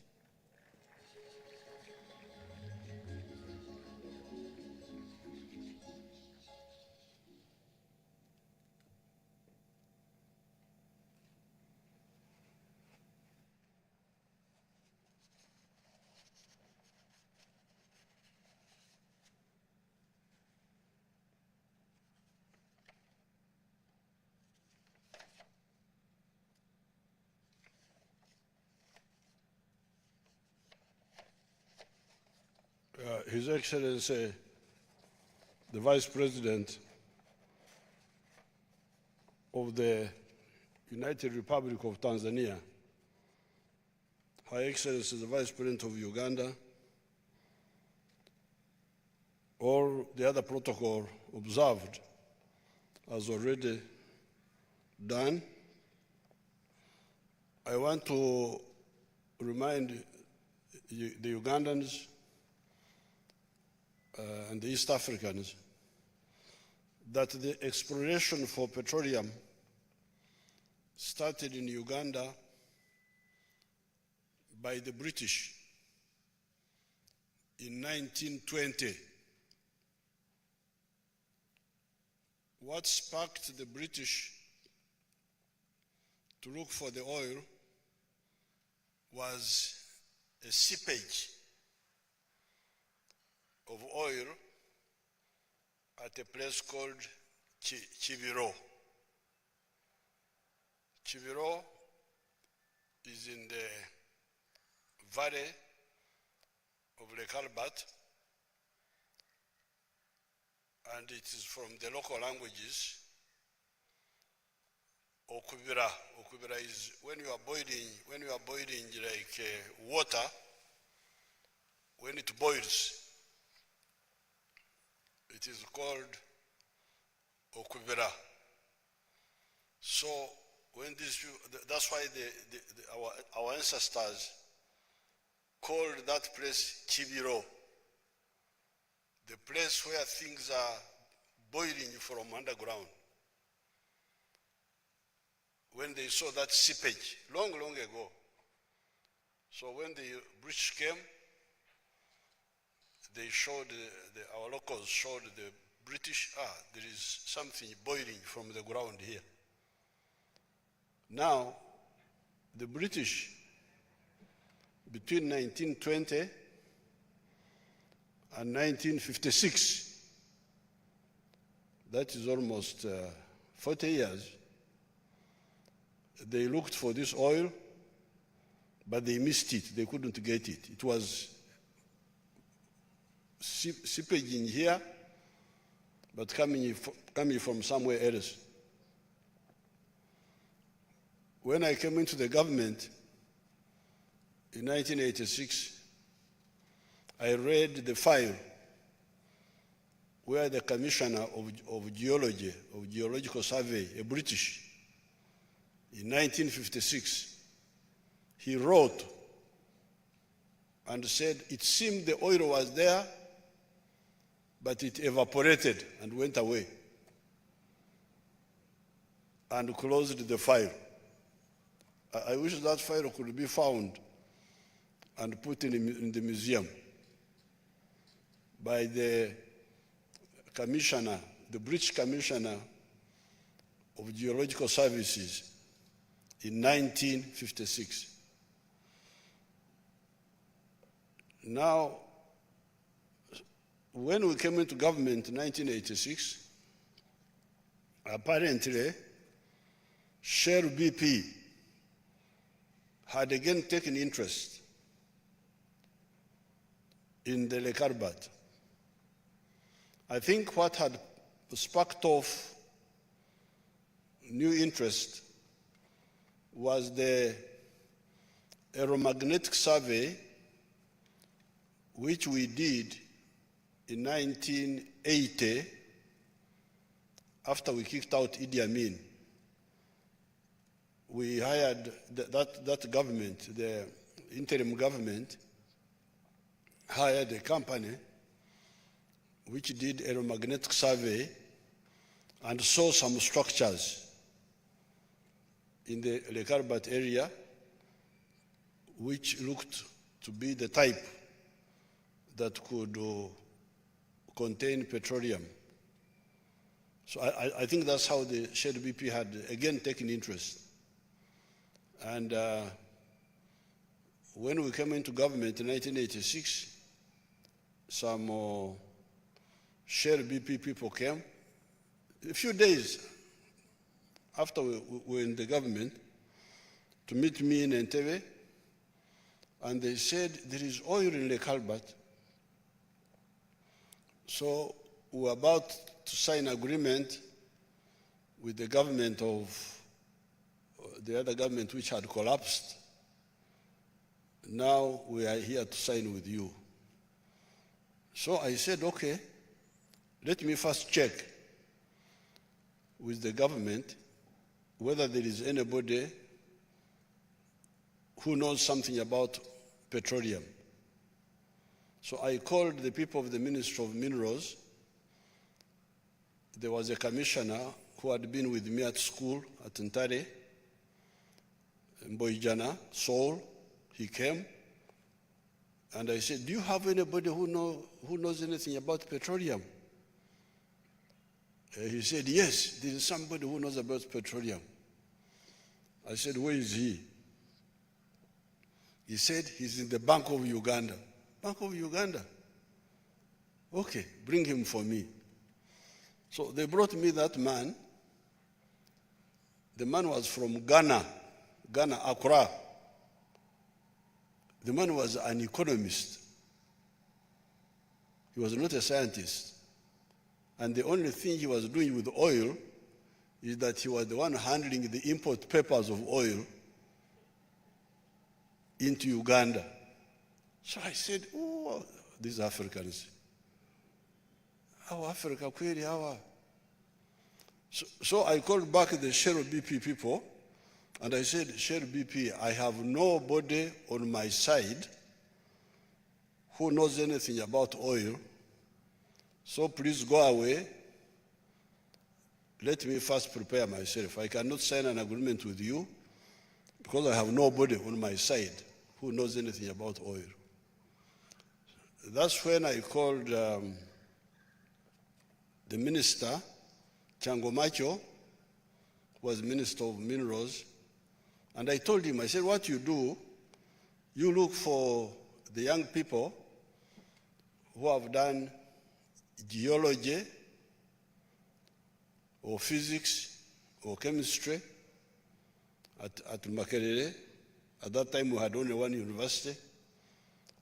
And let them go for specialized studies in petroleum. Then we can come and engage this Shell BP. They moved fast. Apparently, there was a PS called Mrs. Opio. I don't know why you never bring her here. She moved fast and go to those people, the one they were talking about. The Kabagambes, the Kashambuzis, and sent them for master's study of petroleum to Imperial College London, University of Aberdeen. At that time we had talked of Romania, we had also talked of Algeria, but they went, the one they introduced. You people stand up, the first group. Come forward here and they see you, how you look like. Whether you are still alive or what. Introduce yourselves, go on the microphone, and say where you studied. This is your day now.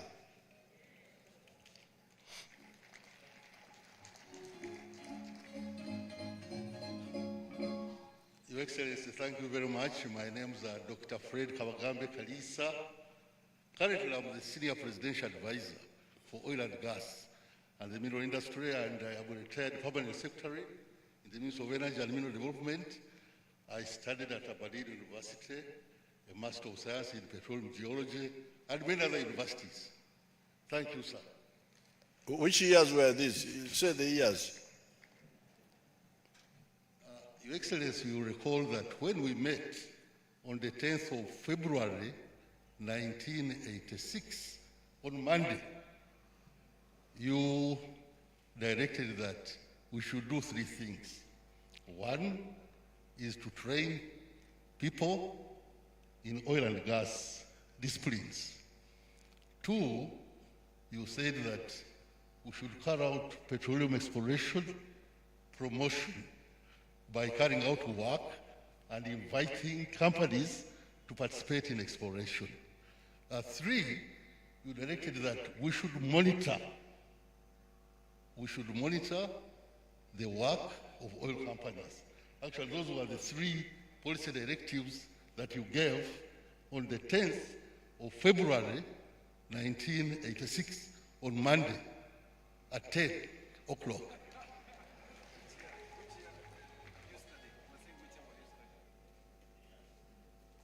Your Excellency, I studied at Aberdeen University from 1986 to 1987. You were in the first group? Yes, sir. How many Actually, I was the first person, and I'm alive. Thank you, Your Excellency. And where is Kashambuzi? Kashambuzi was invited, but he was unable to come. But when did he go to study? Same. He went to study at Imperial College, 1986, 1987. How many were you? We were two, sir. Oh, Thank okay. you, sir. Okay. You want to sit. The other one? Thank you very much, Your Excellency.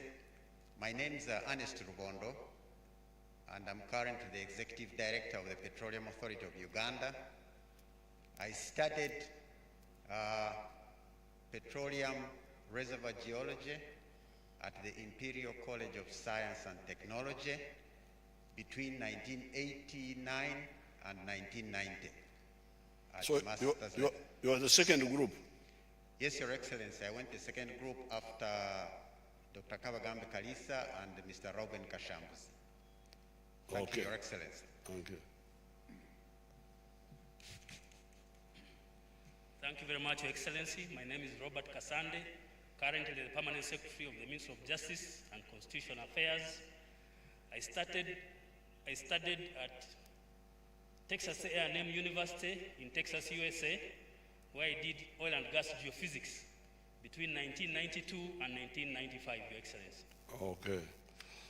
So this was the decision I took because I did not see how I could allow Uganda to be involved in something like this with ignorant people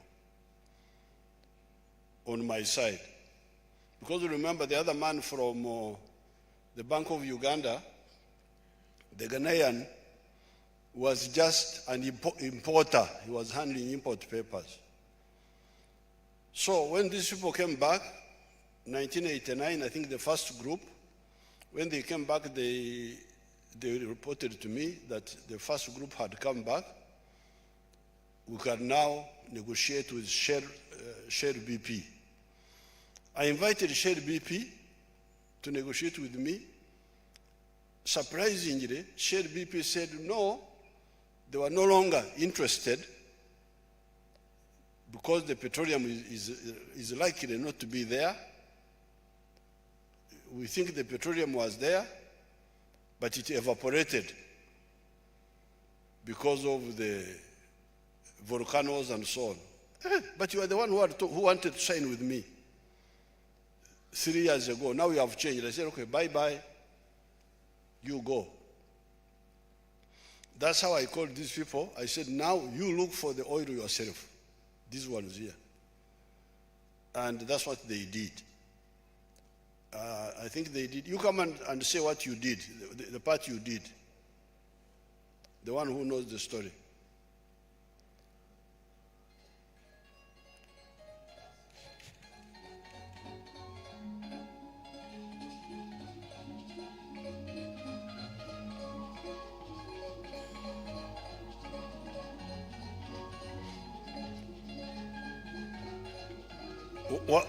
What you did before you invited the oil companies? Your Excellency, we did two major studies. One was to carry out geology mapping, that is to identify the various rock types in order to determine whether these rocks are likely to have generated oil. And indeed, if they have generated oil, have they stored the oil? Mr. Rubondo here did discover a rock that generates oil, a source rock at Kivilo. And Mr. Kasande here discovered a very good rock that hosts oil in the Kibuku, the Kasande Formation. So that was the first package. The second package was to carry out a geophysical survey, largely composed of gravity work and magnetics, in order to find out if there are structures underground which have potential to store oil. And in 2003, we were able to draw out a map that identified over 20 structures which had potential to store oil. And indeed, when we invited the companies to come and look at these structures, and they did the more expensive seismic survey and drilling, wherever we showed them where these structures were, they actually found oil. Thank you very much. In short, that is the story. Thank you. So that's what, because I remember those people brought to me computer images saying that we think there is oil here, according to these underground structures. But we don't have the money for drilling, so that's why we are inviting the oil companies. That's how the first companies came. There was a company called Hardman from Australia, Heritage, Talo. They came because these people had proven the British wrong. You remember the British man in 1956 had said there was no oil. The share had now changed, said there was no oil, but our people said no, we think here there is likely to be oil. And that's how the companies came in. Then, as you hear, their map was done 2003, and when these companies came, the external companies, by 2006, they had hit the oil, 2006. Now, when we hit the oil, we did not have the idea of a pipeline in our thinking. In fact, I used to discuss with the Total people, the ones before Mr. Puyani. There was the man who died in Paris, the short man. There was another one. They would come and tell me, say, pipeline. My question was, pipeline for what? Said they are taking the oil for export. Then my question was, are there no human beings here? Why are you exporting the oil? Why don't we process it here? Why don't we refine it and use it here in Uganda and East Africa so that we supply our needs? But they insisted. They said, no. Because of economics, we must also export. They resisted the idea of the pipeline, of the refinery, but I also resisted. I said, no, the refinery must be there. We cannot go on importing finished products when we are producing oil. So in the end, we agreed on refinery plus pipeline.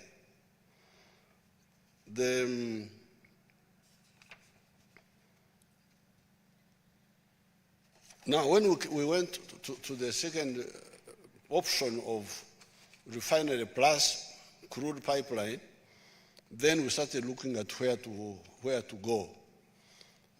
Initially, some people, there was the route of Mombasa, which was a bit shorter, but it had some issues. It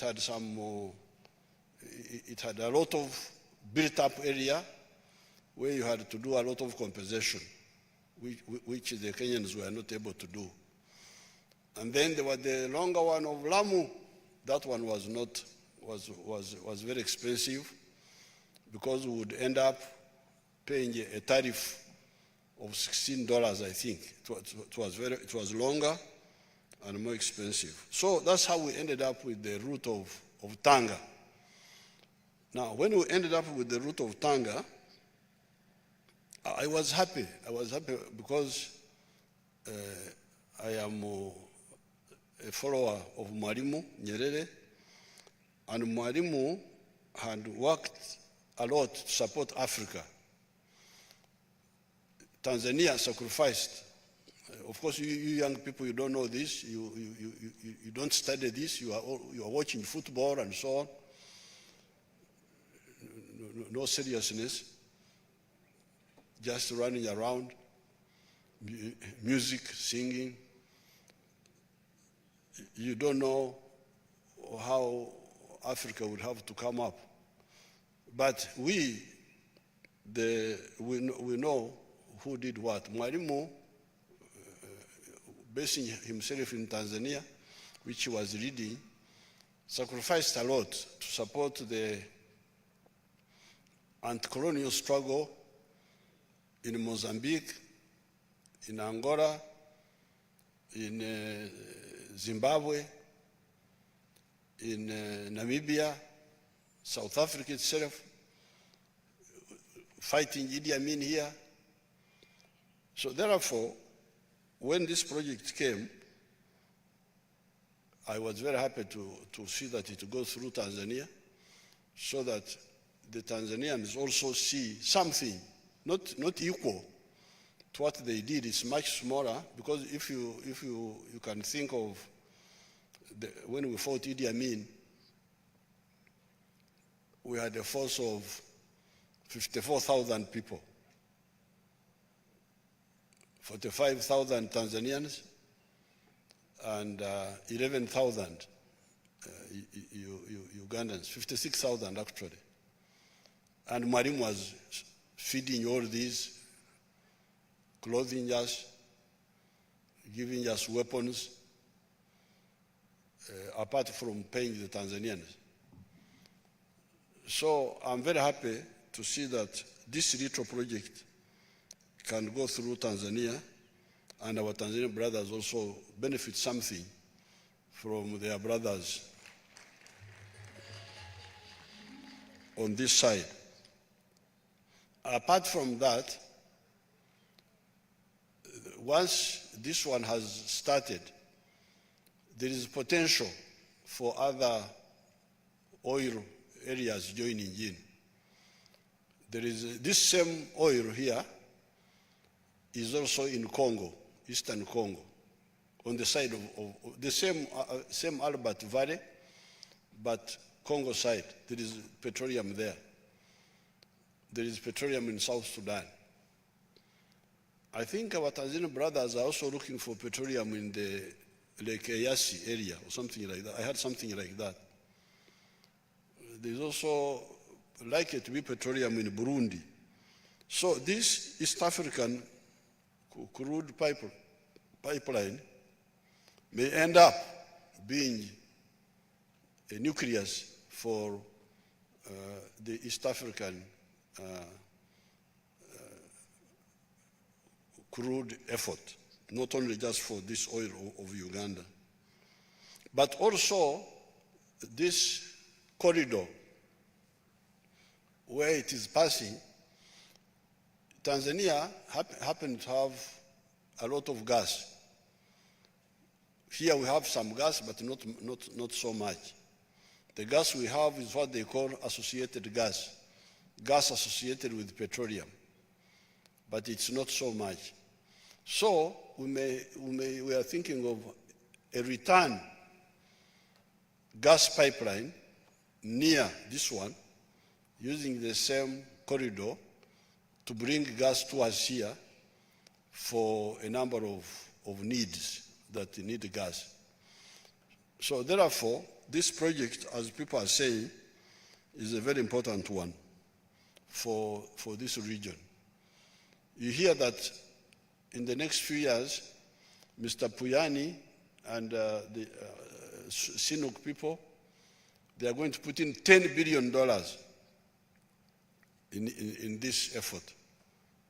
This money will boost our economy. Of course, me, I'm not intoxicated I never drink alcohol, so I never get intoxicated, and I'm not about to be intoxicated with petroleum. But it will contribute for sure. The economy of the world, Africa will have to be agriculture, industry, and so on. But this oil can make some contribution and it's most welcome.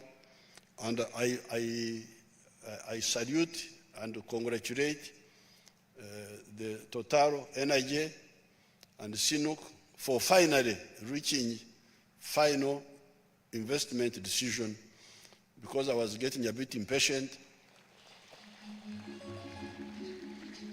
I'm glad now you have concluded all the issues. Now, there is the move to cleaner energy in the world. I think some of the people may be worried within our crude oil, our petroleum kudiba. Sijui wanasemaje kwa Kiswahili. Kama unakuwa na kitu cha kuuza lakini unakosa wanunuaji. Do we have a Swahili word?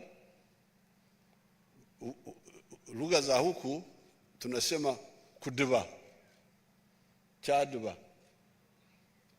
Mnisaidie watu wa Kiswahili. Niliwaambia zamani kwamba mwazime maneno kutoka huku. Nani anajua kudiba? Mtu anauza kitu lakini anakosa wanunuaji. Kwa lugha za hapa tunasema chadiva.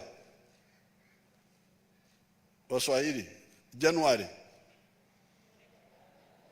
Ndio mtusaidie. Nani anaweza kutusaidia neno la Kiswahili?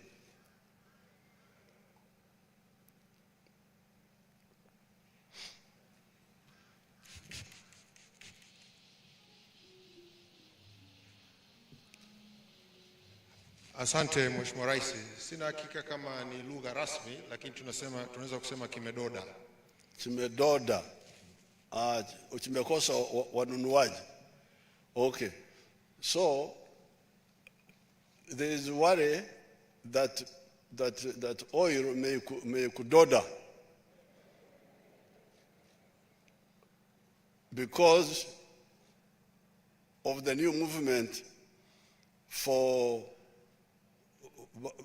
But here you can go and tell the Swahili Council,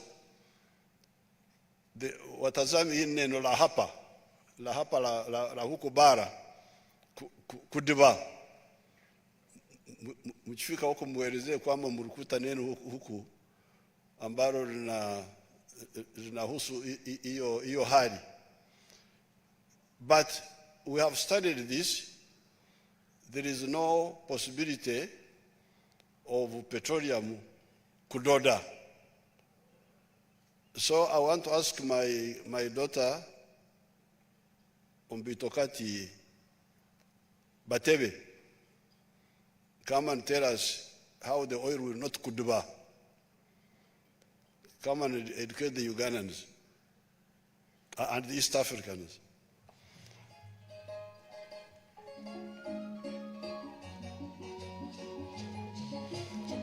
The français, the kuduba is our Bantu word for when you have something to sell, but you have no buyers to buy. It is no longer marketable. You don't have even an English word. I will give you kuduba. You can take it back to. Yes, Your Excellencies, the utilization of petroleum is for different forms. We do have petroleum for transportation, the fuel we see on a day-to-day basis, but we also do use petroleum for other benefits. So some of those benefits are in what we term as the petrochemical industry, where we produce a range of products that we use in our day-to-day lives. A good example is polyester that we use and we wear as part of our shirts, but also we do have synthetic rubber that goes to make the tires and wheels on our motor vehicles. But we do also use petroleum for other purposes, including petroleum jelly for those who apply Vaseline, but also aspects such as medicine. Some of our medicine is coated with product from petroleum. But critically, as with the fuel part is being phased out, and we are looking at bringing on clean energy, including biofuels, petroleum will continue to be used for quite some time until products to replace petroleum in these other day-to-day usage of the product. There is ongoing research to replace some of these petroleum products with cellulose-based products, but that will take a long time to be commercialized. So we foresee that we might use this petroleum for up to 40 years before we completely phase it out, if possibly that is achievable. So there are many other products other than petroleum. But the non-fuel uses of petroleum, are they part of the environment problem or what? Yes, they are, but more of their life cycle. The key issue is how we dispose of these products. When you're driving your car, your tires are not emitting per se, but the key issue is how will you dispose of that tire. So thinking through those sustainable ways of eliminating this waste during the life cycle of the use of these products is critical, and there's a lot of ongoing research on ensuring that that is done in an environmentally friendly way. Total, you help us with that one. How do you explain to us? One of your people, get somebody to explain the non-fuel part. How is it a problem to the environment, the non-fuel part?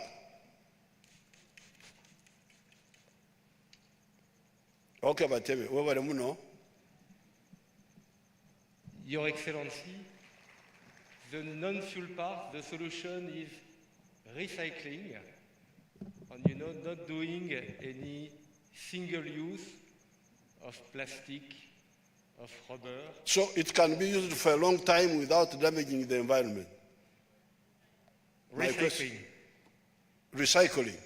Yes, Your Excellency. If you recycle, there is no danger to the environment.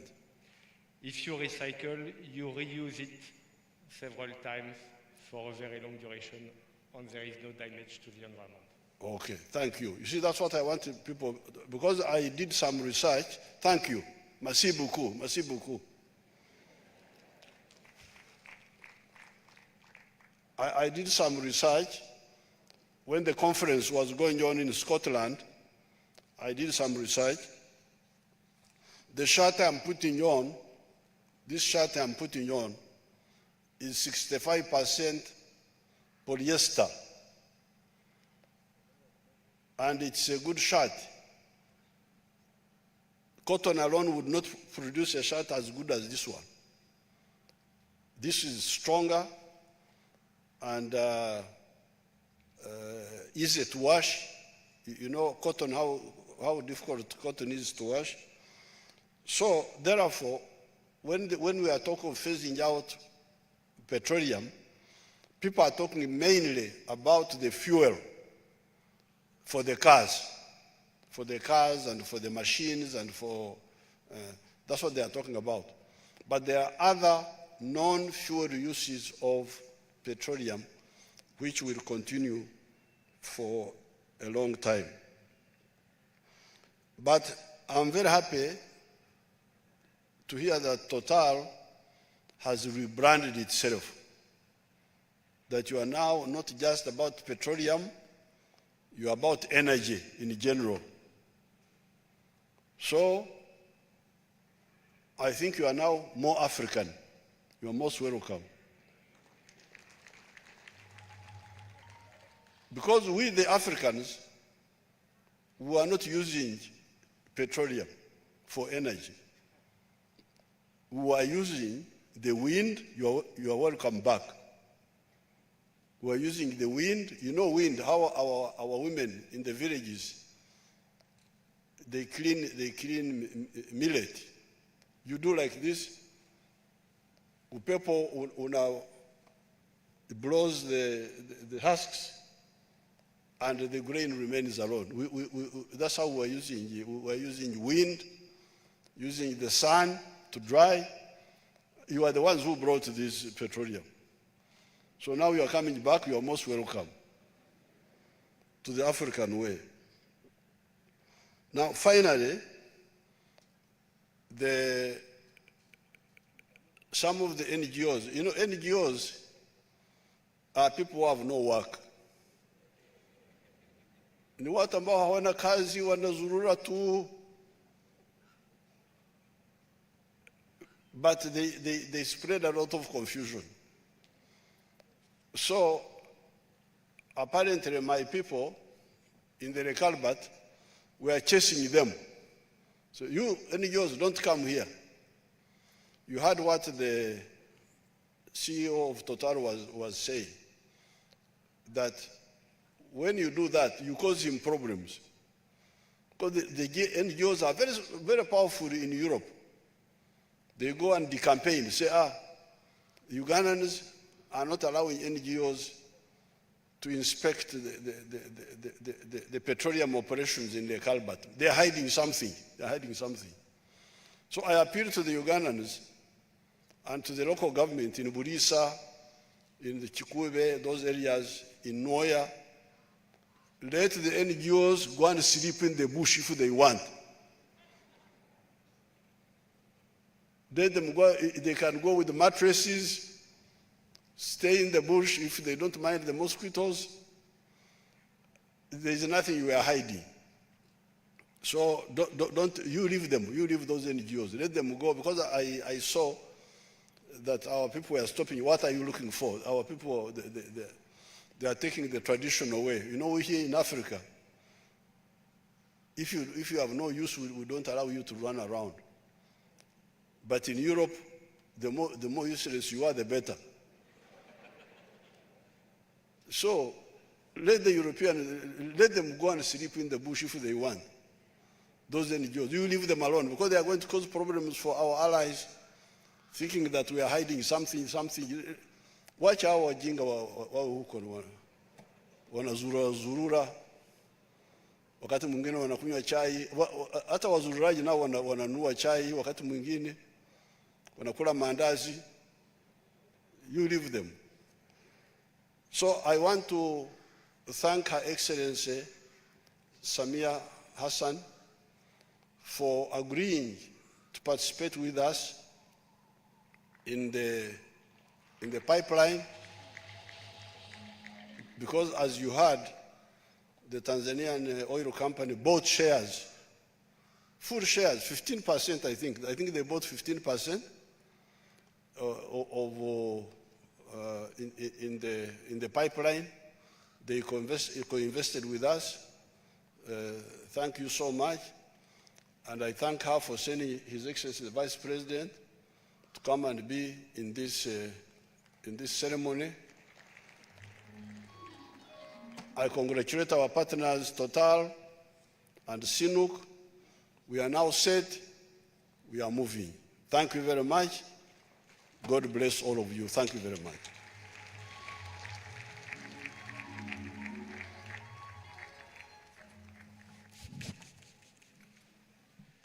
Ladies and gentlemen, another round of applause for His Excellency the President. Your Excellencies, we are coming to the end of today's very historic day, but we have a couple of photos we will be taking, Your Excellency. Our first photo, Your Excellency, we are requesting that this will be yourself and our visiting delegate, the Vice President of the United Republic of Tanzania, the CEO and Chair of Total, the President Sinok Uganda, the Chair UNOC, and Ministry of Energy, the Minister of Energy Uganda, and the Minister of Energy Tanzania. Please do make your way, ladies and gentlemen, for our first photo with His Excellency the President. Protocol will guide you where this will happen.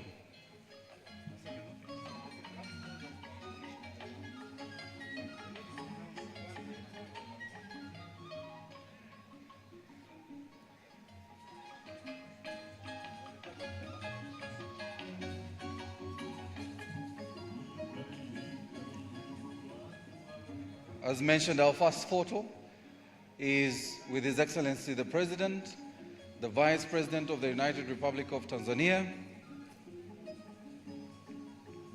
the Chairman and CEO of Total, the President Sinok Uganda, and our Ministers of Energy, Uganda and Tanzania, with the Chair of Sinok, yes.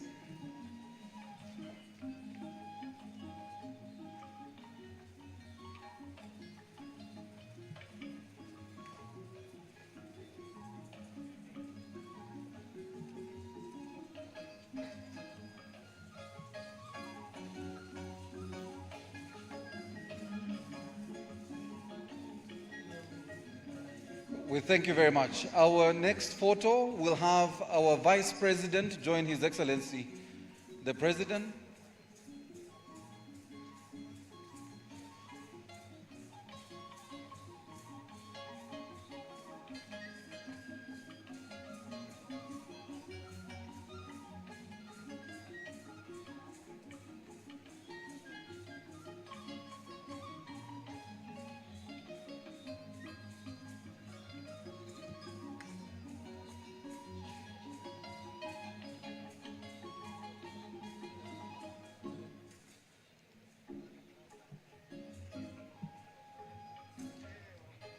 All right, our next photo, Your Excellencies, is with our honorable ministers who are here. The honorable ministers, please join His Excellency the President. We have the Honorable Minister of Trade, the Honorable Minister of Works, the Honorable Minister of Finance, the Minister of State for Regional Cooperation. We have the Attorney General, and I could go on and on, and please make your way.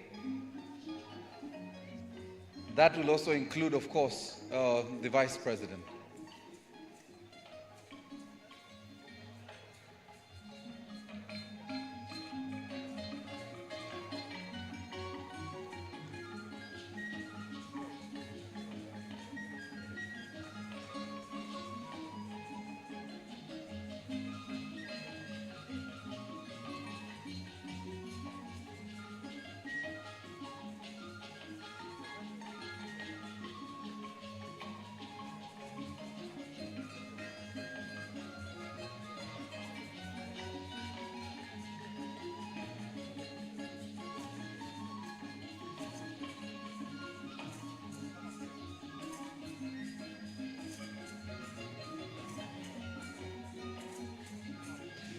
And the final picture, ladies and gentlemen, is with the Excellencies, the ambassadors who are here. The Excellency Jules, Your Excellency Natalie, Your Excellency Eline, and I saw the Excellency Dr. Aziz, yes, and His Excellency Richard Cabonero.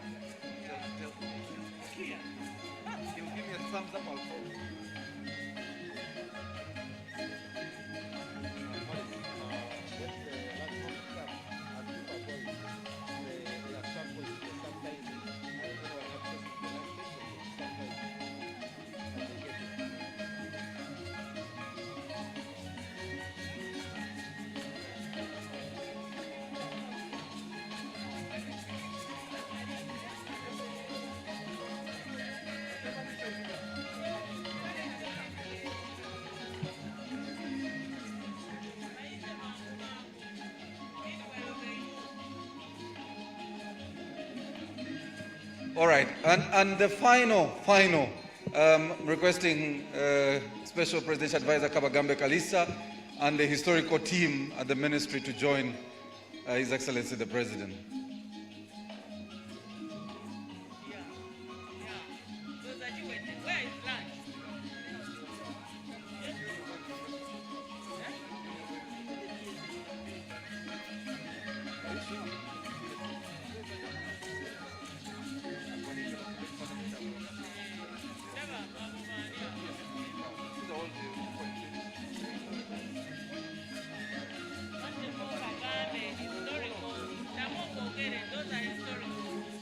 Ladies and gentlemen, those are the historicals, the first team, the Ministry of Energy, that set this ball rolling and began our journey to the fast oil that today has finally seen our FID announced.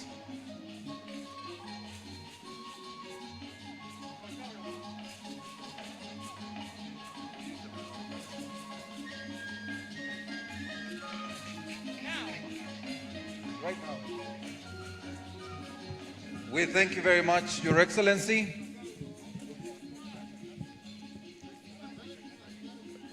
Please be upstanding. We are going to have the anthems.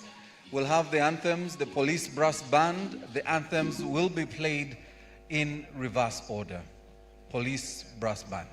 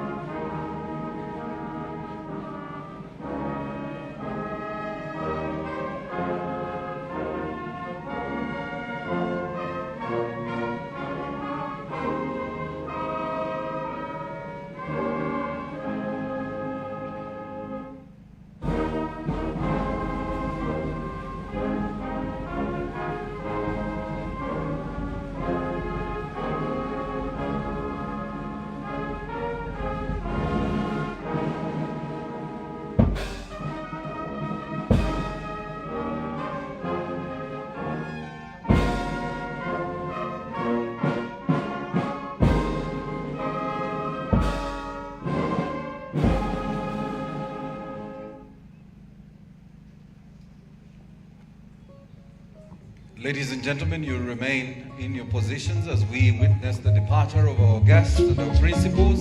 His Excellency the President.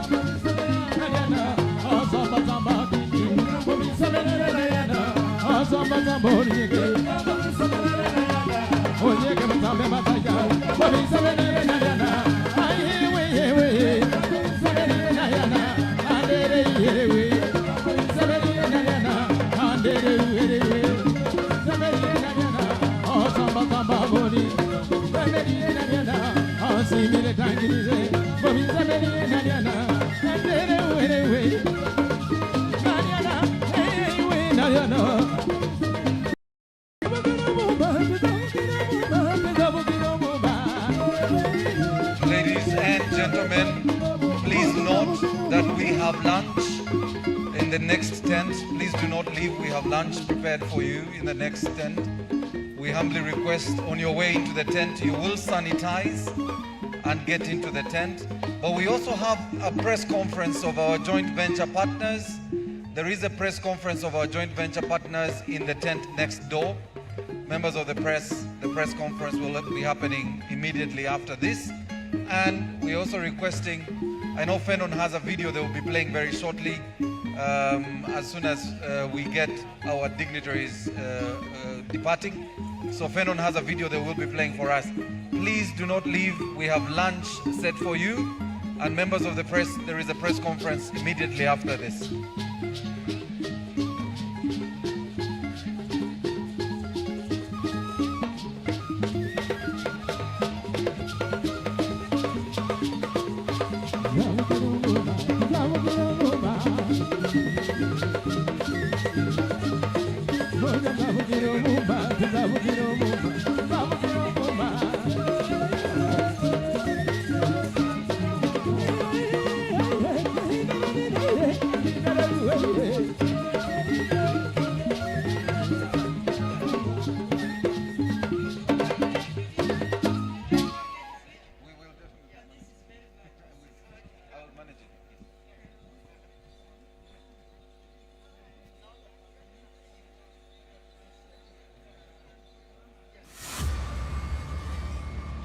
The year is 2022. A new dawn is upon us. Ladies and gentlemen, for 15 long years, we have patiently waited and prepared. The event is right here. The announcement of the final investment decision for Uganda's oil and gas projects. A watershed moment in our history.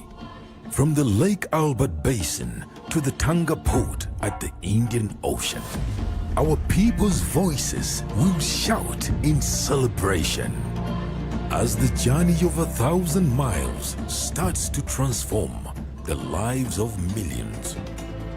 Today, we build on our determination to develop and produce our natural resources. With the first drop of black gold destined for worlds unknown. Today, we start the actual work to realize the dream. Tomorrow, we begin our journey to greater heights. Join us on the road to economic transformation of Uganda.